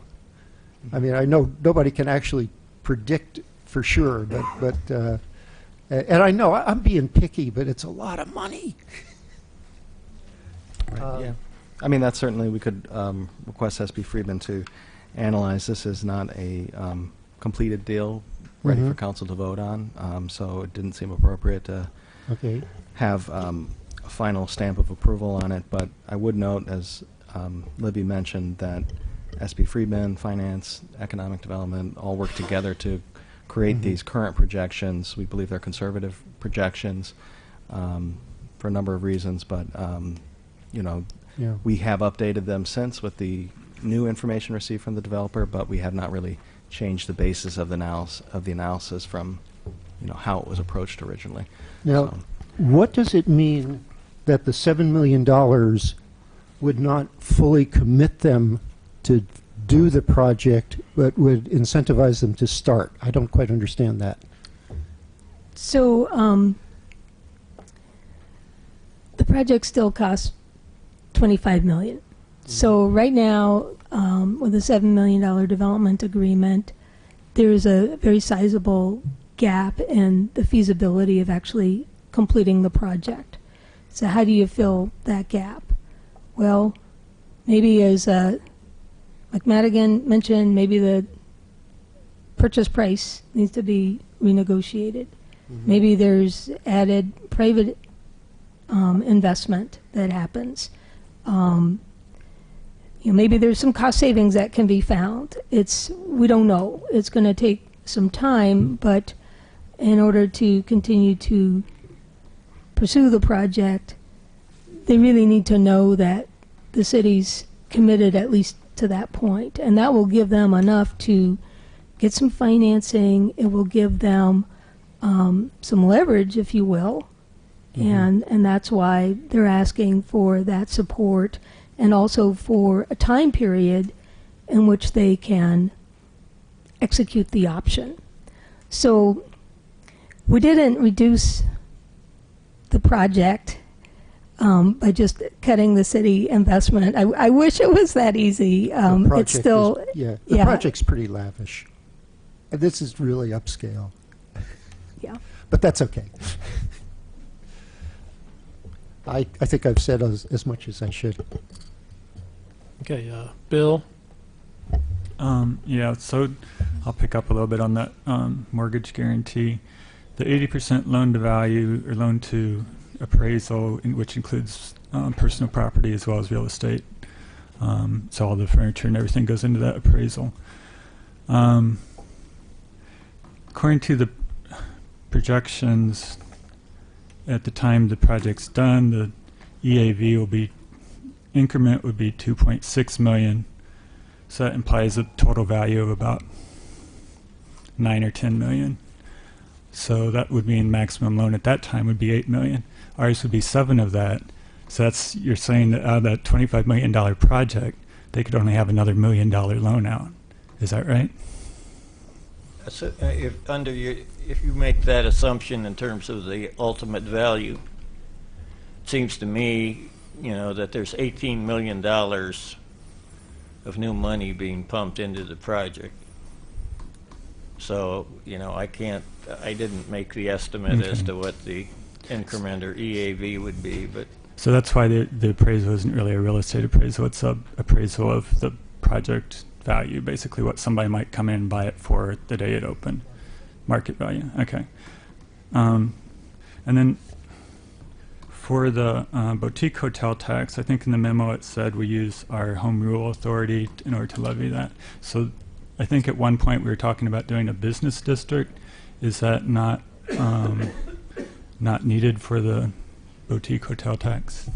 Well, it may at some point, and I don't want to speak for the city, but at least for now, the city can use its home rule authority to impose that boutique hotel tax, and then there's also a provision in the agreement that the developer, the owner of the hotel, will not object to or challenge the imposition of that tax. So he couldn't, but somebody else could. Is there any basis for anyone to challenge it? Is there a... Not likely. Okay. A business district would allow us to impose a sales tax increase, and I think that's statutorily limited to 1%. One, yeah. So when you look at if you're trying to come up with sufficient revenues to cover the bonds, there's a lot more revenue to be had by increasing the hotel motel tax rather than the sales tax, because that's where the revenues are being generated on the property. Okay. Similarly, a special service area, which was also considered, would only allow us to increase property taxes. So that's That why makes sense. we erred on the side of It assuming looks like more the hotel boutique motel tax. hotel motel tax will cover about somewhere between a third and a fourth of the payment. Looks like, just kind of glancing at it. It's significant. So it's important that that doesn't fall through, is my point, and make sure that we are on solid legal grounds with that. So another question, I guess more for Libby or whoever developed the pro formas. Last year when we looked at it, we were assuming that only 75% of the revenues generated by the hotel were actually new, that didn't come from other spots in Urbana, and now we're assuming 85%. How did we make that change, and what goes into that decision? Do you want to talk about that, Brandon? I mean, as I recall, we had to make a lot of adjustments to this spreadsheet, and we did so with the in consultation with multiple folks. The assumption here is that there's only a handful of properties that are going to be directly competitive with this hotel. And those are, I mean, the way we looked at it, as was also reflected in the Paytech analysis, are those that are physically proximate to the university, like the Hampton Inn, the iHotel. And so that was why our assumption was that all those other properties, well, except for the Hampton, are in Champaign. So Okay, Hyatt so- Place as well, yeah. so it's more of a matter of just figuring out which properties were really competitors, and after looking at it again, you decided that apparently fewer properties in Urbana were actually competing, and maybe most of the properties that were competing were outside Urbana. And it's certainly an imperfect science. And It's a value we assign to it, but Okay. we built in a number of conservative assumptions there, such as the property tax rate as well. And I think the Hilton brand increased our confidence on that score as well. Okay. And just to be clear, I haven't made a decision on this, and I'm confident in the capacity of these guys to complete the job. I've met them and I've looked at their work, and that's one of the real strengths of this proposal, is that I don't really have any doubts about their ability to do it. It's kind of a brute force thing. They've done it a bunch of times before. They can come in and do it for considerable cost. So that's our job, is to see if the price is fair and if we can afford it, and if that's the best option for that hotel, if the incentives we provide will actually outlast the life of the project. Libby mentioned that every 7 years hotels need some kind of rejuvenation, and so obviously it's going to need something more even before our bonds are halfway paid back. May not need, hopefully it wouldn't need as much work, but it will need something. So we want to minimize city risk in the long term. And there's the cost avoidance factor of potential. If we don't do it, what would happen? And we haven't really had a good chance to figure out on market this time around, I guess. I think it went up for sale in October of 2014. These guys started to show interest February of 2015. I don't know when they actually bought their first option, but it's, they've kind of had it. They've had it reserved for a while, so I don't know how much of a market test it's had of other people who might show interest, and other people who might show interest might not know that we were willing to throw a lot of money at it to help that along. So, there may be other options. I think this is, as far as knowing that it would be completed and getting done, I feel confident about that. That's one of the best things about it. But I think trying to figure out whether we can put that much money toward it is going to be a real challenge. That $7 million is 1 year's property tax. That's how much we collect in property tax in 1 year for the city of Urbana. $3 million of that goes to the library, so that $4 million is actually what we use in property tax. So when you look at it that way, $7 million is a significant amount that would be hard to recover. I don't think anybody would like to have their property taxes doubled for 1 year to make up for a bad decision on the hotel. Okay, I'll stop there and let others ask, and I may have some other questions later. Dennis, and then Diane. Oh, go ahead. Okay. Well, I do appreciate the fact that we're having probably really the first public serious discussion about the hotel and its future and its potential. And I think you all know that since I represent the downtown, I did take it upon myself to find out specifically what the downtown businesses felt about this project. What businesses in Urbana would be the most affected by the development or the lack of going forward with some vision? And it would be those people who are in the downtown businesses. And I talked to, so many businesses on the downtown, and I'm just going to show my survey to you. I guess so that you don't know that it's just not, I didn't just talk to 20 people. Right, so.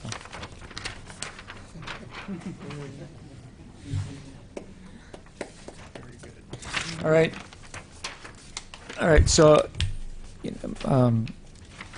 I have a really good friend who's a researcher and doing research work now in Europe. And I thought, well, I could take a lesson from that practice and do some real footwork in the downtown. And as you know, and it's been reported in the newspaper, I talked to 54 individuals in about 39 businesses locations in the downtown.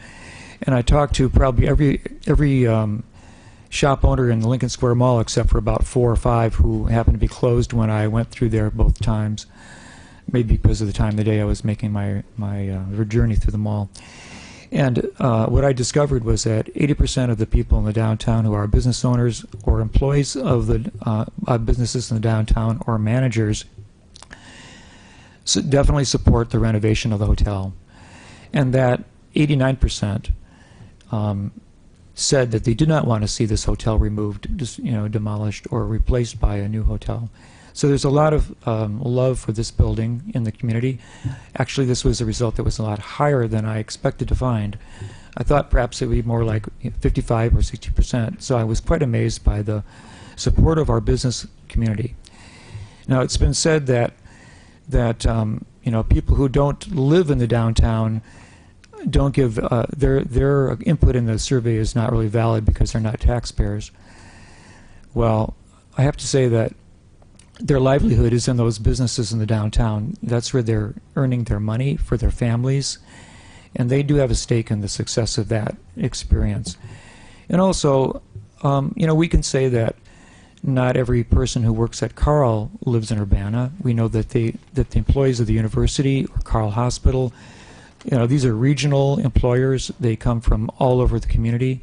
And yet, we make decisions that affect Carl and interact with the university in a similar way and enter into agreements with them. I think you should also know that not every policeman that works for the city of Urbana lives in Urbana, nor every fireman. So what's really the point of that contention that they have to live in Urbana to be concerned about the success of downtown? But that's like a really small point. I guess I think that it's laudable to bargain with the developer to try to get the best deal that we can, but that there's going to be a point where we're going to have to either decide to go forward or stop, or maybe fall backward with downtown renovation and rejuvenation. We have seen other projects in the downtown stimulate further growth. And I want to talk about the Boneyard Creek project. We spent $7.8 million in designing the Boneyard Creek. We completed, and maybe it's just the completion of the Section 3. And as kind of like an interesting fact, that you really don't see the creek improvement because it's below grade level. You have to kind of go to it to discover it. But and also, the Boneyard Creek improvement doesn't in itself generate any funds or money revenue stream. Now, if we were going to spend $7 million on a hotel that we knew was going to make money from the day that it began operating, and before the day that we actually became committed financially to its success, because it would have to already be open and running and be a Hyatt standard hotel before we were even going to sign a loan paper or an agreement paper. So we have like it would be a money revenue source into the city, plus it would improve property taxes. And so just compare that with the Boneyard Creek, which we already decided was worth spending the $7.8 million on. I mean, you could say that it actually would be worth spending $9.1 or $9.5 million on this project because we have a dedicated revenue stream coming back to us for the next, well, what's the life of a hotel? 40 years, 30 years. Now it's been said one of the issues we've been talking about is, so we get the hotel up and running, but in 7 years it's going to need renovation. Of course, we're not talking about complete renovation. Most hotel renovations that are, and also Hyatt itself, will have. Oh yeah, I always do that wrong. The Hilton, thank you. The Hilton line itself renovates their hotels on a regular basis. So what is that? That's like curtains or bedding, an upgrade in bedding, or maybe replacement of carpeting. But it's not the reconstruction or remodeling of the hotel in a major way. These are kind of like guest room level incremental upgrades, which a lot of people do in their homes also. After 7 to 10 years, you got a lot of use on your bedding. You're going to get another quilt. You're going to get another comforter or whatever. You're going to replace the mattress. And I think these are business expenses that are write-offs, and so the manager of the hotel is going to be writing those off. So that's not going to be a city responsibility to take care of. Actually, they're going to have to do that to keep the Hilton brand, and so they're going to want to do that. So, I mean, I could talk a lot about my belief in this project. I think it's better for our city and our city's future and our health, and actually even our reputation in this wider, larger Champaign-Urbana, Champaign County environment, to show strength of vision, to have a fortitude to take a slight risk monetarily to accomplish something of significance in our community, rather than to become accountants and to nitpick the details of the pennies and dollars to the degree that we become frozen in our action. I was once told that it takes 4 kinds of individuals to have success in any project. First and foremost, and the person who must lead the project, is the visionary. The person who understands and perceives the final result and its positive effect for the community or for the organization. Second, you need the planner, the guy who understands the vision and says, well, you know what, I know how we can make this happen. We're going to do this and this and this, and then this is going to become a success. The third person that you need is the critic, who will then take the vision and see the plan and will say, well, these things are weak, we can make adjustments here. And then the last person that you need for a successful project in any community or any organization is, I guess I'll call them the worker bees, who are the ones who then go out and actually do the legwork on the street. They're the ones who order the supplies, lay out the displays in the window, and do all the kind of the menial tasks that are necessary to make this project work. And what I was told in this project planning class I took is that what you don't want to be the leader of your project is the critic, because then you're not going to go anywhere. You want the visionary to set the goal, the planner to tell you how to get to the goal, but you don't want the critic to be the one who's in charge. You want to, of course, set logical priorities and have it grounded in truth, but don't freeze yourself out by finding all the things that can go wrong with it, because that's how 80-year-old widows would maybe look at their financial stuff. But we're vibrant, we're competing against a community across the Wright Street who is very aggressive in development. And I don't think that this community should be avoiding vision.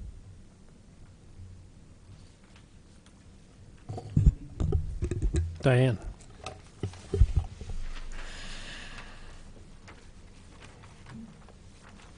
I don't think there's anybody in this room who doesn't want something at this location, doesn't want to transform this hotel into something vibrant that contributes to the downtown. We're all on the same page there, and we actually all share the same vision in that respect. But I just want to kind of provide some context for and explain why the city council, some of the city council members at least, are where we are at. Many of you have been surveyed, especially if you were a downtown business owner, several weeks ago, apparently. And then we were starting to hear from you, and you told us to support the development agreement. At that point, the city council had never seen a development agreement. We had seen no details. We had submitted a whole lot of questions, and actually submitted questions 15 months ago, expressed concerns 15 months ago, and they were not addressed or answered until the last few weeks. And literally, we didn't get a draft development agreement or much of the information that we had requested until Thursday. So there's 180 pages of information that the council was provided literally in the last couple of days.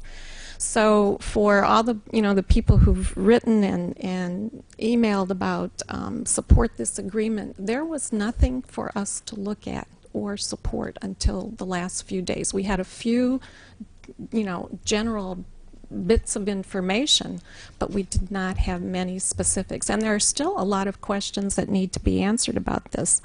And my main concern is, and it has been from the get-go, has been the way we are financing the city's portion of this project. We are being asked to issue a general obligation bond, which means you, the taxpayers, borrow. In this case now it's $7 million, repay it over 15 years with interest that'll cost you up to $11 million over 15 years. You're going to be borrowing that, and it's backed by the full faith and credit of the city, which is the taxpayers of Urbana. And yes, we hope that revenues from the hotel are generated to pay back this bond. But bottom line, if it's not, the city is on the hook, and that's a big difference compared to a lot of the projects that were described in the past. We issued bonds in the past for the parking garage, but we own the parking garage. We issued bonds for the Boneyard Creek. The city owns the Boneyard Creek. Those are public facilities. In this case, we won't necessarily own the motel or this hotel. And in fact, we still don't know who the other investors in this hotel are. This is a $25 million project, and so far we're only talking about $7 million coming from the city of Urbana taxpayers. We have asked, who are the other investors? What is the rate of return that these investors are being promised? Somebody's going to make money on this deal, because it's mostly private investors or possibly bank financing. We don't know if there's a bank or a financial institution involved, or whether they've assessed the risk on this project and are willing to invest. So far, the only investor that we know about is the city of Urbana, and those are two big questions in my mind, and as well as the type of financing vehicle. It's extremely important that we get an objective, independent, complete analysis of the city's risk in this project, which we haven't had yet.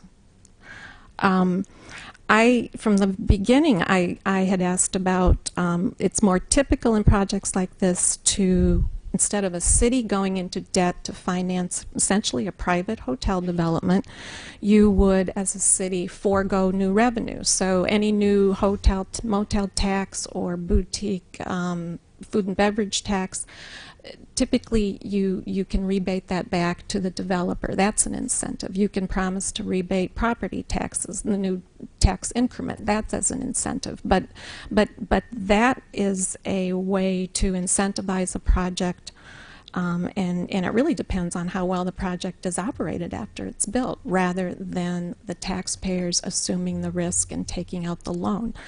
And this loan, again, is against our general fund, and that is the fund that pays all the bills in the city. If you're looking at the cost of the loan plus interest, I think I'll ask our finance director to come up and address that, but I believe it's in the neighborhood of $500,000 to $800,000 a year, depending on the interest rate that the bonds get. And we all had budget briefings as city council members a few weeks ago, and at least in my budget briefing, we were given different scenarios, and one of those scenarios was a worst case scenario, which was described as what would happen if we lost the hospital lawsuit and our revenues from things like sales tax and income tax are short. Well, we have, for all practical purposes, are back to square one on the hospital lawsuit, and our revenues from sales tax and income taxes are falling short. So we are this close to what is our worst case scenario for our budget. And so we as council members, we do have to look at and count the pennies, because that is our responsibility, and we're looking at risk for all of you and this city going forward. So I'll ask Elizabeth to address or add whatever she can to this. I think there were a few questions in there, so I might miss one. But so in the projections we've done, we haven't assumed a level debt service payment.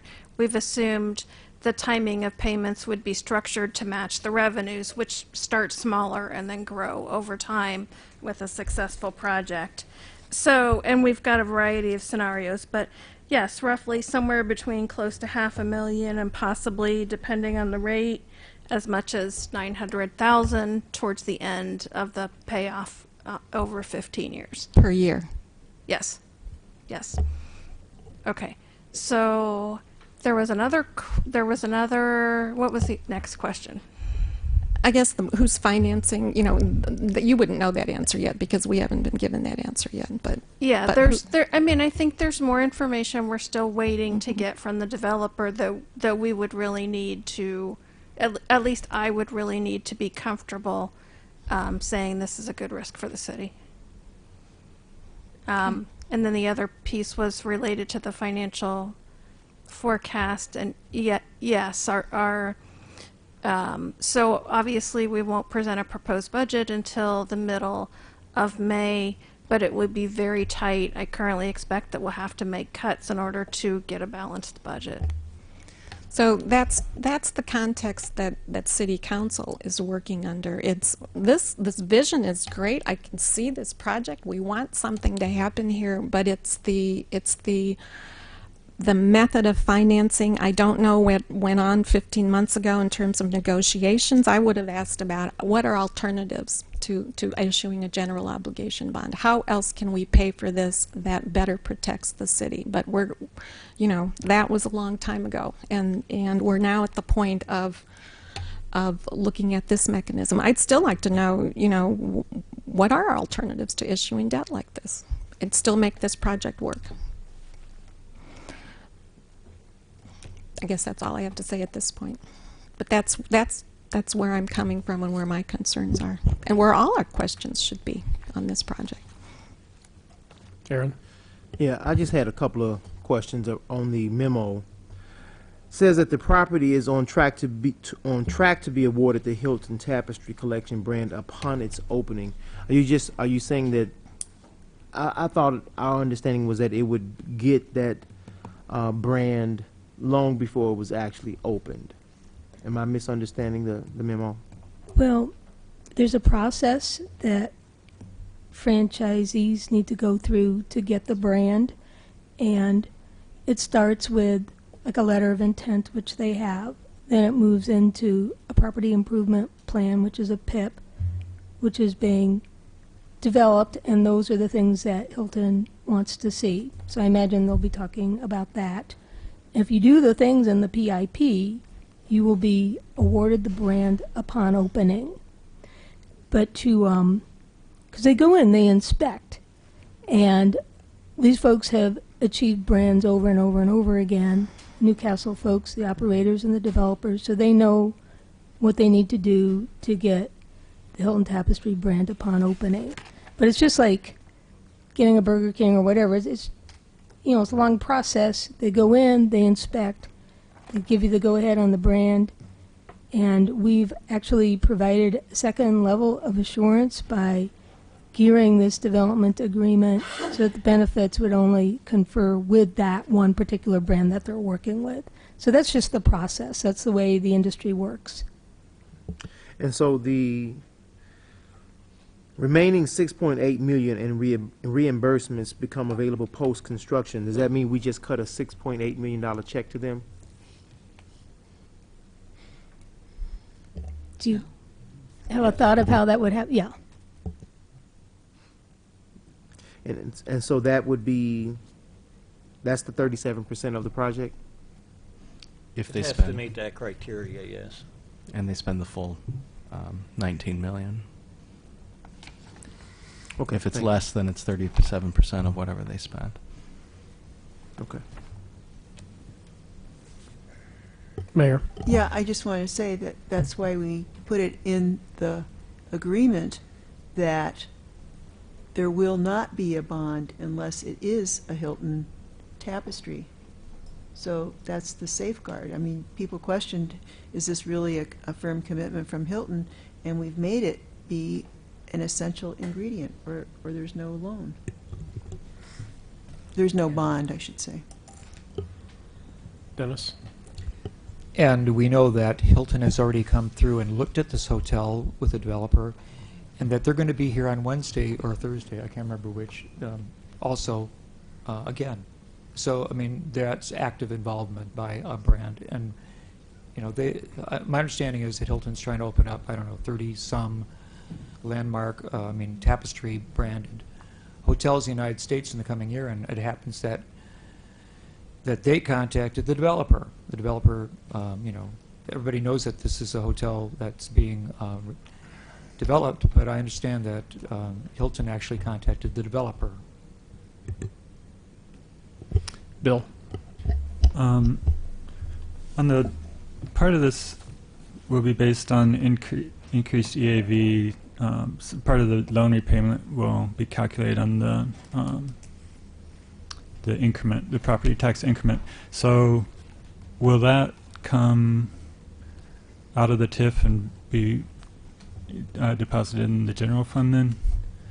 That portion of it? Because the general fund is where the bonds are being repaid from, so would the money that would have normally gone to the TIF, that increment money, come back to the general fund? This will depend on the bond, and Elizabeth can answer the question on how that's done. Yeah, ideally, this is never going to hit the general fund because we would probably segregate that revenue from the hotel into another fund and pay the debt service from there. It's normal to make debt service payments from a separate fund. But that would be a property tax payment that would, the increment is a property tax payment that they pay and then... Right, the increment is going to be revenue in the TIF fund. Right. So one of our options would be to collect the property tax increment, the hotel motel tax, and the other revenues in the TIF fund and pay. But in order to simplify it, make it easier to follow, we may want to transfer property tax increment from the TIF fund to a debt service fund and collect other revenues there as well, just to segregate it. Okay, so it won't be available in the TIF fund? Well, yes, for other projects? Well, yes, it won't be available because we'll be spending it on this project. Right, okay. And then this property is also in the enterprise zone, so I guess there's still another question about the TIF portion. Since our reimbursement isn't based on qualified TIF expenses, it's based on qualified project expenses.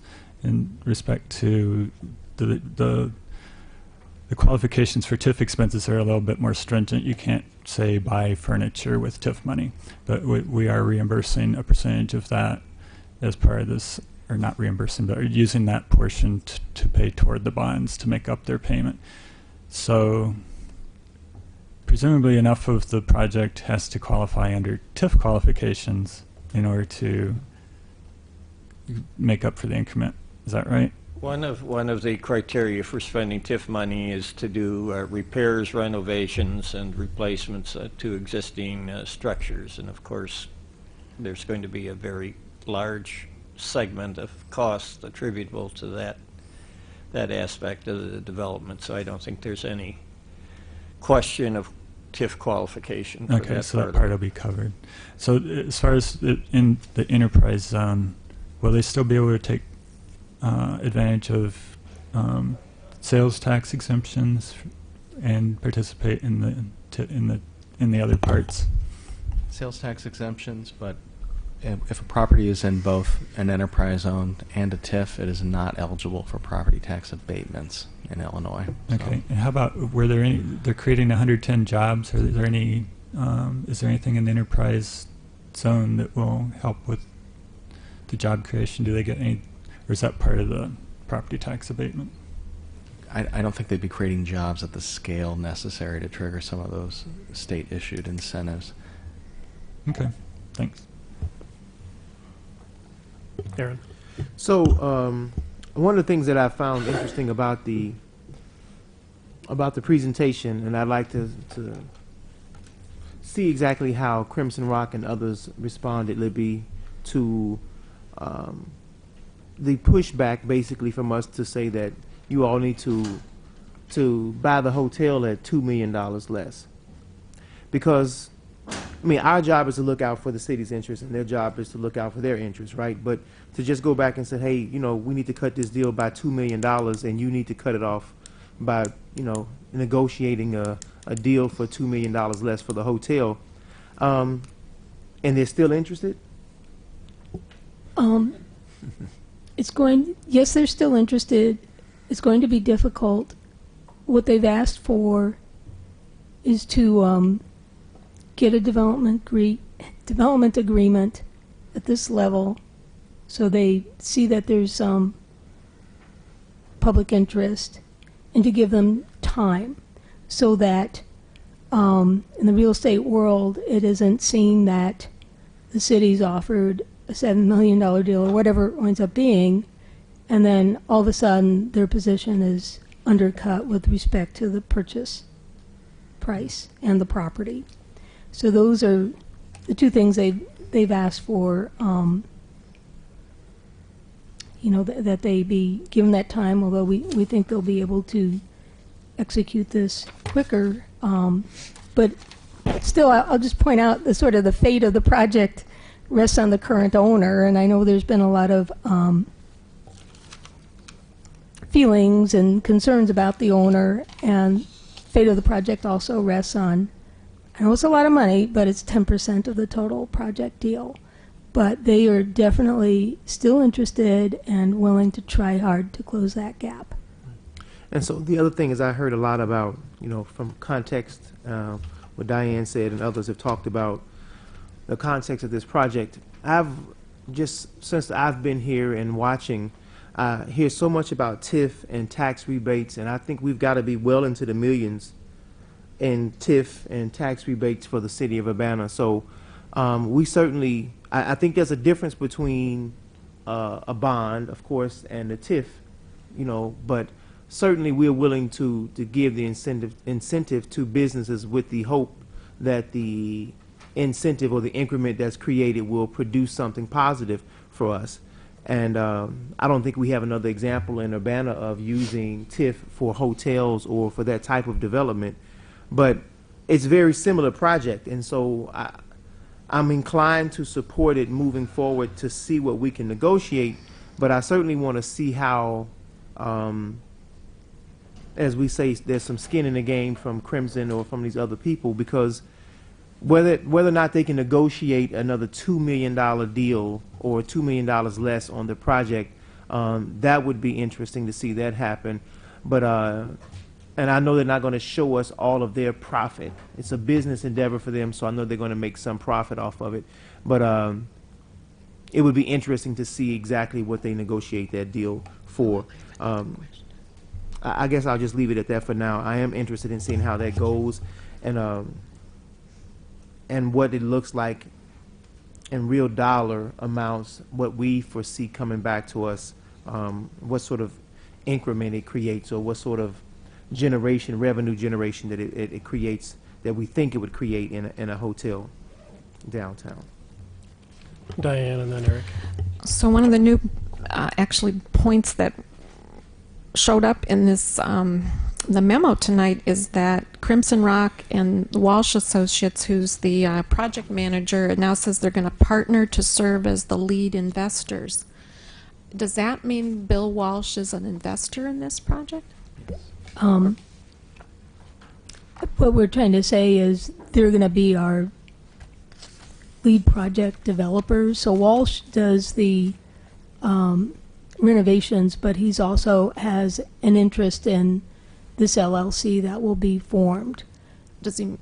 But the investors, I mean, you ask questions, well, who are the investors and how much? And we don't have that information. We can try to obtain more information, but they have other investors who will be investing into this product. So we will get that information? We'll certainly ask. Well, I think that's essential, actually.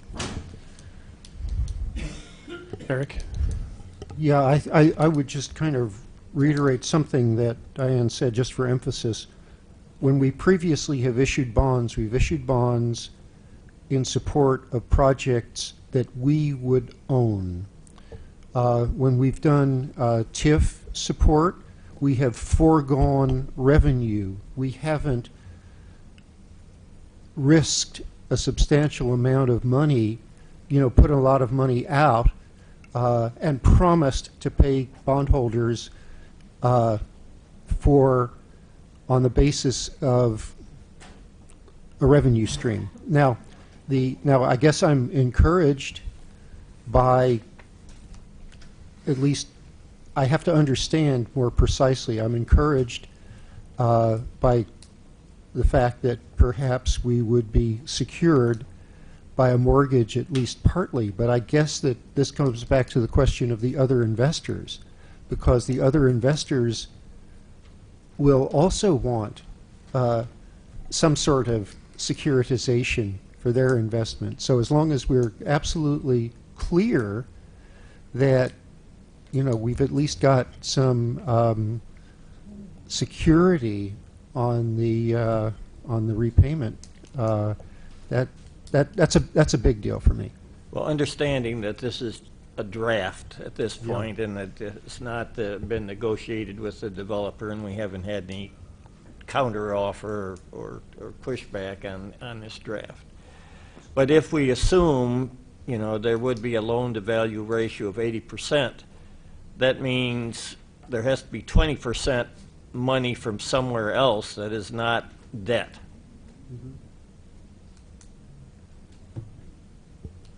And so that other 20% is private investment? Sure. Yeah, okay. Dennis. Okay, so I think we've had really excellent discussion, and we're doing exploratory work here, and in hopes that this will lead to a successful conclusion in the long run, which the shape of which we don't have specifically for us.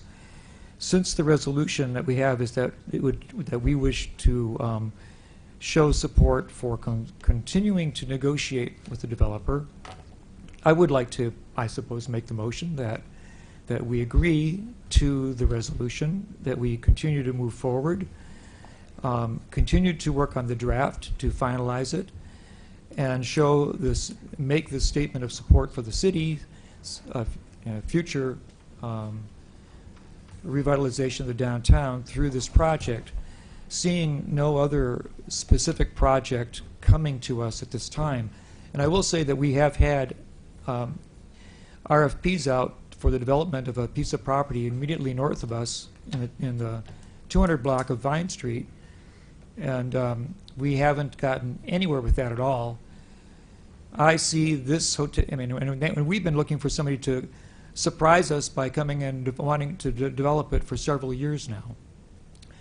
So rather than wait around for a pie in the sky, which hasn't occurred yet, we actually have a developer who's actually knocked on our door and interested in this development project.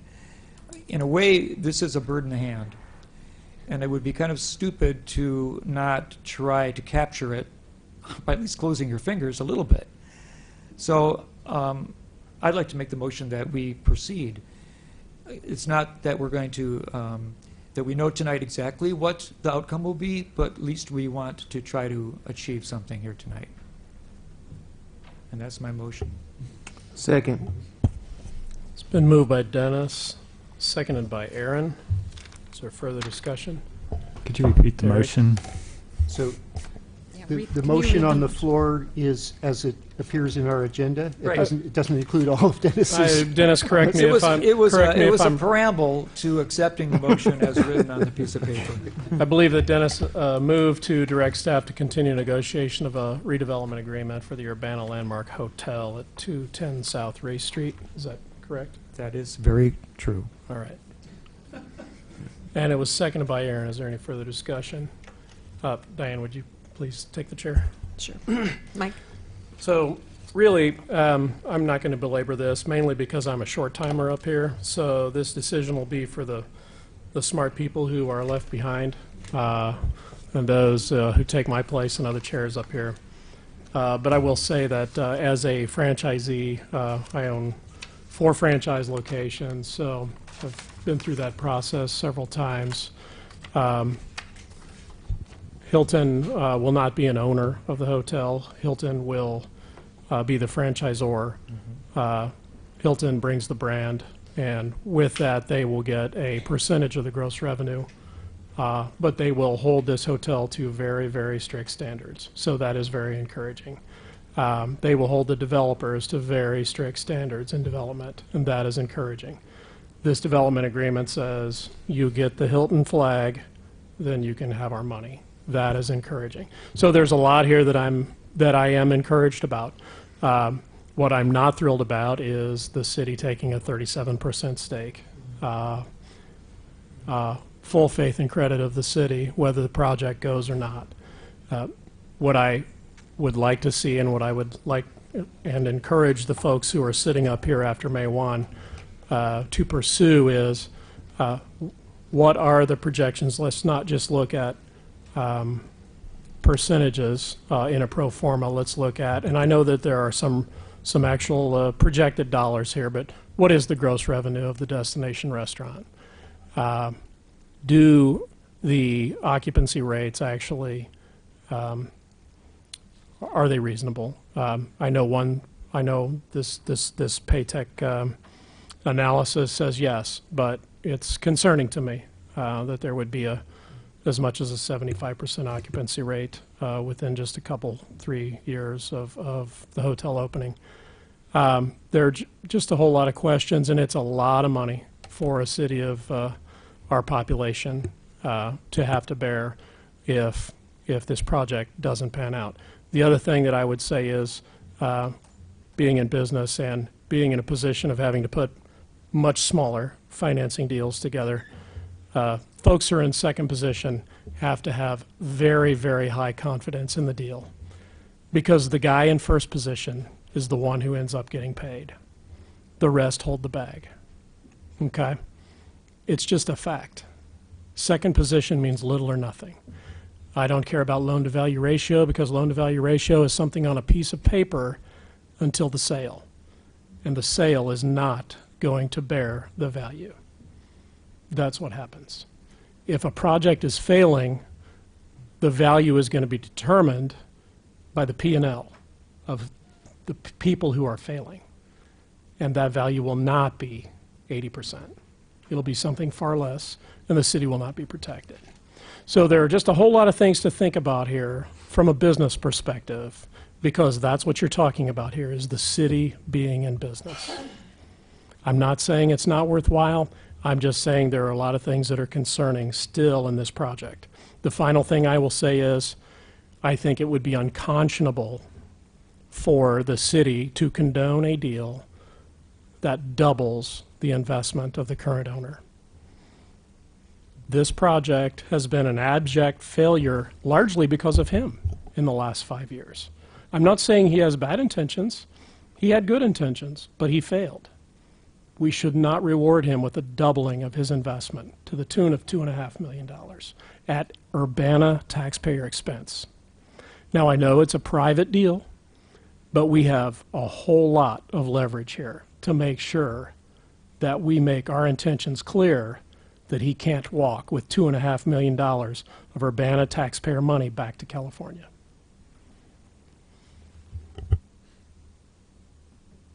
And with that, I'll take the chair back.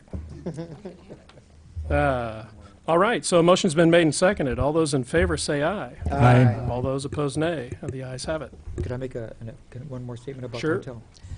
I'd just like to say Is that within the rules? Well, I don't know. You've been emailing the rules around lately. Actually, I haven't. Okay. That was Charlie. Oh, okay. It's a different person. I just like to. Gray-haired guy. I just like to say that, interestingly enough, I was at a meeting on Sunday, and I was actually talking to a restaurateur who has 3 successful restaurants in the Bloomington, Normal, and greater Champaign County area. He runs an upscale restaurant in Bloomington, and he was very interested in asking about who would be operating the restaurant he would like to be expanding in new areas. And so I'm finding, I'm already have been contacted by a business person interested in securing business in this hotel.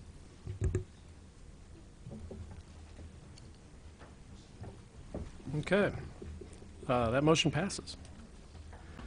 Agenda item number 8 is an ordinance amending Schedule J of Section 23-172 of the Urbana Local Traffic Code establishing curb loading zones on certain streets. High Street. Bill Gray. Good evening. Hold on just a second, Bill, would you please? Hey, folks, if I could ask you to take your conversations out in the lobby, I'd appreciate it. Okay, Bill. This item is recently discussed at the Traffic Commission. There's been parking that's occurred there long term that it's come to our attention. It would be better for Lincoln Square Village, the owner, and for use of this space that it be a loading zone area, not potentially an all-day parking spot. So the ordinance here is to create a 30-minute parking zone. Any discussion? Is there a motion? So moved. Second. Moved by Ammons, seconded by Roberts. All those in favor say aye. Aye. All those opposed, nay, and the ayes have it. Agenda item number 9 is an ordinance amending Schedule J of Section 23-183 of the Urbana Local Traffic Code prohibiting parking at all times on certain streets. Green Street between Race Street and Lincoln Square Village. Bill? At the doorstep of the hotel we've just been talking about, there has been recently some parking that's going on Green Street east of Race Street. It's a narrow street. It's not wide enough to even accommodate really on-street parking, and for those who go in and out of the parking area, etc., it's space that just isn't available. So parking isn't prohibited here. It's suggested by the Traffic Commission recommendation that parking be prohibited on Green Street east of Race. Diane? I move that we send ordinance number 2017-04-018 to council with a recommendation for approval. Second. Moved by Merlin, seconded by Ammons. Any discussion? Dennis? Yeah. Did they discuss whether that space could be used as standing spot? Because a lot of people, that's the turnaround, I assume, and approach the turnaround. So, I mean, I know during events at the Lincoln Square Mall, people sometimes, use it to load and unload heavy items. But that was not a discussion in the... It was not. I mean, I was wondering if there should be like a standing only or something, like 20-minute loading zone instead of a prohibition for the complete space. Well, not a bad observation, really. It wasn't something that was discussed, but currently there isn't a problem with a whole lot of vacant parking spaces on a regular basis. Really close there. Yeah, well, but yeah, we didn't have that discussion, and I do know that people, in fact, I've done it, loading catering from Piatto before. Let me check with staff on that matter, and if we need to pull this off the agenda, we'll do that before the Thursday packet. Yeah, maybe we could just go ahead and move it to the council and then... Correct, yeah. So, is that a friendly amendment? It's a friendly amendment. All right. All those in favor say aye. Aye. All those opposed, nay, and the ayes have it. Agenda item number 10 is ordinance number 2017-04-019, an ordinance revising the annual budget ordinance for FY 2016-17, workers' compensation claims, and acquisition of 2201 South Philo Road, and other items. This budget amendment includes a couple of significant items and a number of smaller items, and I won't go into detail on those, but we are proposing to amend the budget to acquire the property on South Philo Road that's immediately south of Fire Station number 2, and that would require about $41,000 with the final price determined based on an appraisal. While we don't have specific plans to make improvements to that fire station at this time, this seems like the smart thing to do since we probably eventually will, and we expect that fire station to remain at that location for the long term. Also, in terms of work comp claims, we've been settling a number of workers' comp claims. This line item is generally difficult to predict from year to year. In some cases, we're settling claims from 2014, 2015, and so we would increase the budget for those claims by $190,000. We'd also increase credit card fees for mobile meter, which is our application used to pay parking meters. And this is, in fact, a good problem because we're increasing credit card fees because people are using it a heck of a lot more than we expected. So right now, I believe in the past month, about 55% of our meter transactions were paid through mobile meter. And there are some other small changes. I'm happy to answer questions about those, but I won't drag it out here. Bill? So just on the mobile meter, those credit card charges are more than made up for by the extra fees we collect from So on vendor. each transaction, we collect a 25-cent convenience fee. In addition, this has actually increased our meter revenues, and that's largely because you can't piggyback anymore, so you don't get the parking karma when you pull in and somebody's already paid your meter. So between the convenience fee and the additional meter revenues that we're seeing, that covers all of our credit card fees, all of our costs for the software system that makes this all work, all of the related costs. And have you noticed if violations have changed much? Let me get back to you on that Okay. one. Thanks. Any other questions? Is there a motion? I move we approve the budget amendment. I'll second. It's been moved by Eric and seconded by Dennis that agenda item number 10 be advanced to the City Council with a recommendation for approval. Any further discussion? All those in favor say aye. Aye. All those opposed nay, and the ayes have it. Agenda item number 11 is being held by prior action. Agenda item number 12, I would ask Diane to take the chair as state law requires me to recuse myself from liquor license issues. On the agenda is ordinance number 2017-04-021, which is an ordinance amending Urbana City Code, Chapter 3, Section 3-43.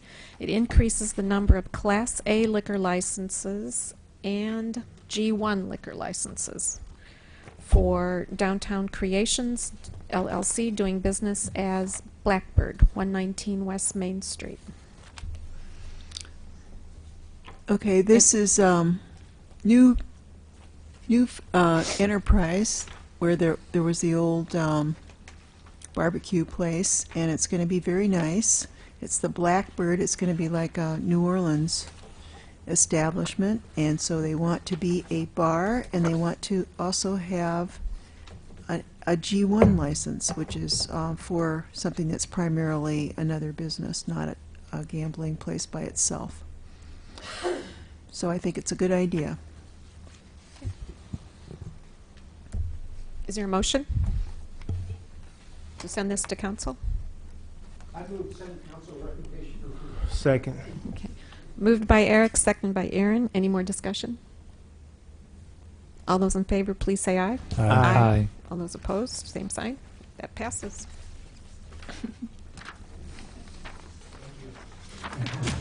Thank you. Thanks for waiting around.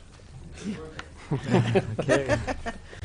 Agenda item number 13 is resolution number 2017-04-019R. Resolution approving transfer of volume cap in connection with private activity bond issues, single-family mortgage revenue bonds, and related matters. Private bond cap allocation hyphen assist programs, series 2017, community development. Why are there two of them? Good evening. Actually, the number 14 can go as well. They're both under the same memo, and I'm going to talk about both of them. if that's okay. So Feel free to talk about both of them. I think we'll take separate votes because we always figure out a way to make it take longer to take a combined vote. So, so the issue before the council is to approve the use of the city's private activity bond cap or volume cap. The Urbana City Council must approve the allocation before May 1st as the amount that has been not granted, transferred, or reserved by home rule units for specific projects or purposes as of May 1st shall be reserved to the governor's office on June 1st. In general, a private activity bond cap is a bond issued by or on behalf of a local or state government for the purpose of financing the project of a private user. In the memo, the options include reserving the bond cap for specific projects or participating in home buyer assistance programs offered through the Illinois Assist Mortgage Certificate Credit Program, and reserving the bond cap for neighborhood initiatives through the Eastern Illinois Economic Development Authority. There is no fiscal impact of the city budget or grants budget in ceding the volume bond cap to EIEDA, or the Eastern Illinois Economic Development Authority. For the Illinois Assist 2017 program, the city would have no liability for bond repayments since the city would not be the bond issuer and all mortgage repayments would be government insured. The city would realize an increase in property taxes from new Urbana home buyers. So staff and the Urbana Community Development Commission recommend that the City Council allocate the City of Urbana 2017 private activity bond cap of $4,231,100 in the following manner: that 50% of its allocation in the amount of $2,115,550 would be utilized for the Illinois Assist 2017 program, and the other 50% and the same amount would be utilized for the Eastern Illinois Economic Development Authority for possible neighborhood initiatives in the community. Any questions? Aaron? So the EIEDA, it says it serves various different counties or cities. I'm trying to find it. Yeah, Coles, Douglas, Edgar, Ford, Iroquois, right? Yes. So that means that they could take the money and spend it in any of those other counties if they wanted to, right? True, but I actually have information from them regarding projects that have been in the community, Champaign-Urbana, where they have used this activity bond cap in the community. The Eden Supportive Living back in 2012, Providence Thornberry in Champaign, and also the Champaign School lease was also. So they do use these bonds in the community. So the money itself that you all secured, right, through the bond or through this initiative? We cede it to another entity who then issues it and takes care of it. We do not do that at all.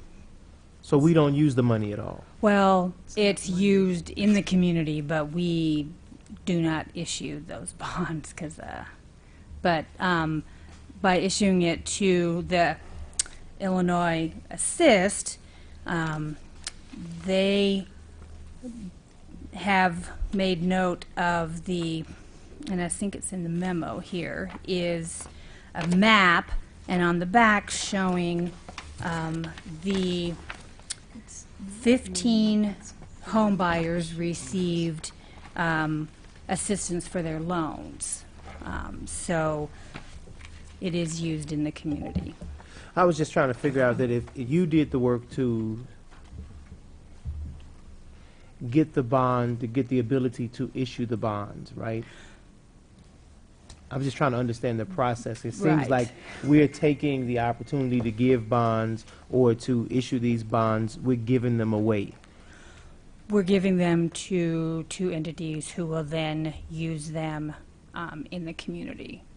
It's a very long and hard process for us to try to issue these bonds ourselves. Mhm. So by giving them ceding them to another entity who can do it on our behalf, it still assists people in our community. So we do this.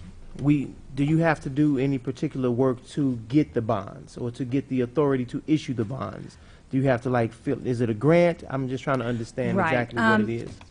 There are, also attached to the memo is information that comes from the state on the bonds and what guidelines and procedures.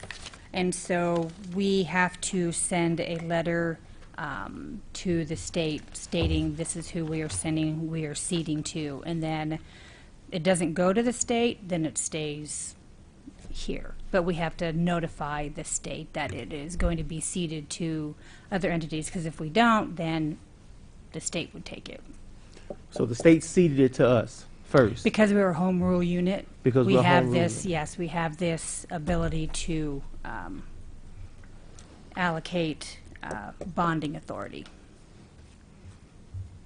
And then any of those other entities within our community, we could have ceded or given authority, or took our authority and ceded the money to those entities. Why do we only choose EDA and not some other entity within the community? Because they have the experience with bonds as well as the assist program. They both have the experience because, again, it is a difficult process for someone to do, and they have the experience, and so that's why.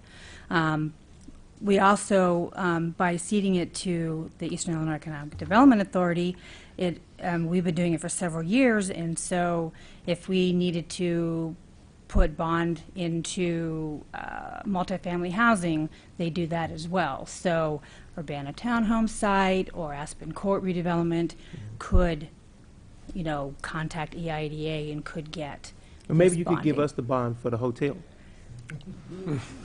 I was just, you said, no, that doesn't work. Just thought I'd try, see how that worked. Any further discussion? Move approval, move to send this to council with recommendation for approval. I'll second. It's been moved by Ammons, seconded by Roberts, that agenda item number 13, as previously read, be recommended to the City Council with recommendation for approval. All those in favor say aye. Aye. All those opposed, nay, and the ayes have it. I'm assuming the next one's academic. Is there a motion and a second? I'll make a motion. Second. Seconded by, or a motion by Roberts, seconded by Marlin to move agenda item number 14. Resolution number 27. Resolution number 2017-04-020R, resolution approving a transfer of volume cap in connection with private activity bond issues, single-family mortgage revenue bonds and related matters, private bond cap allocation, IEEDA Series 2017. That this agenda item be recommended to the City Council for approval. Any further discussion? Seeing none, all those in favor say aye. Aye. All those opposed, nay, and the ayes have it, and this meeting's adjourned.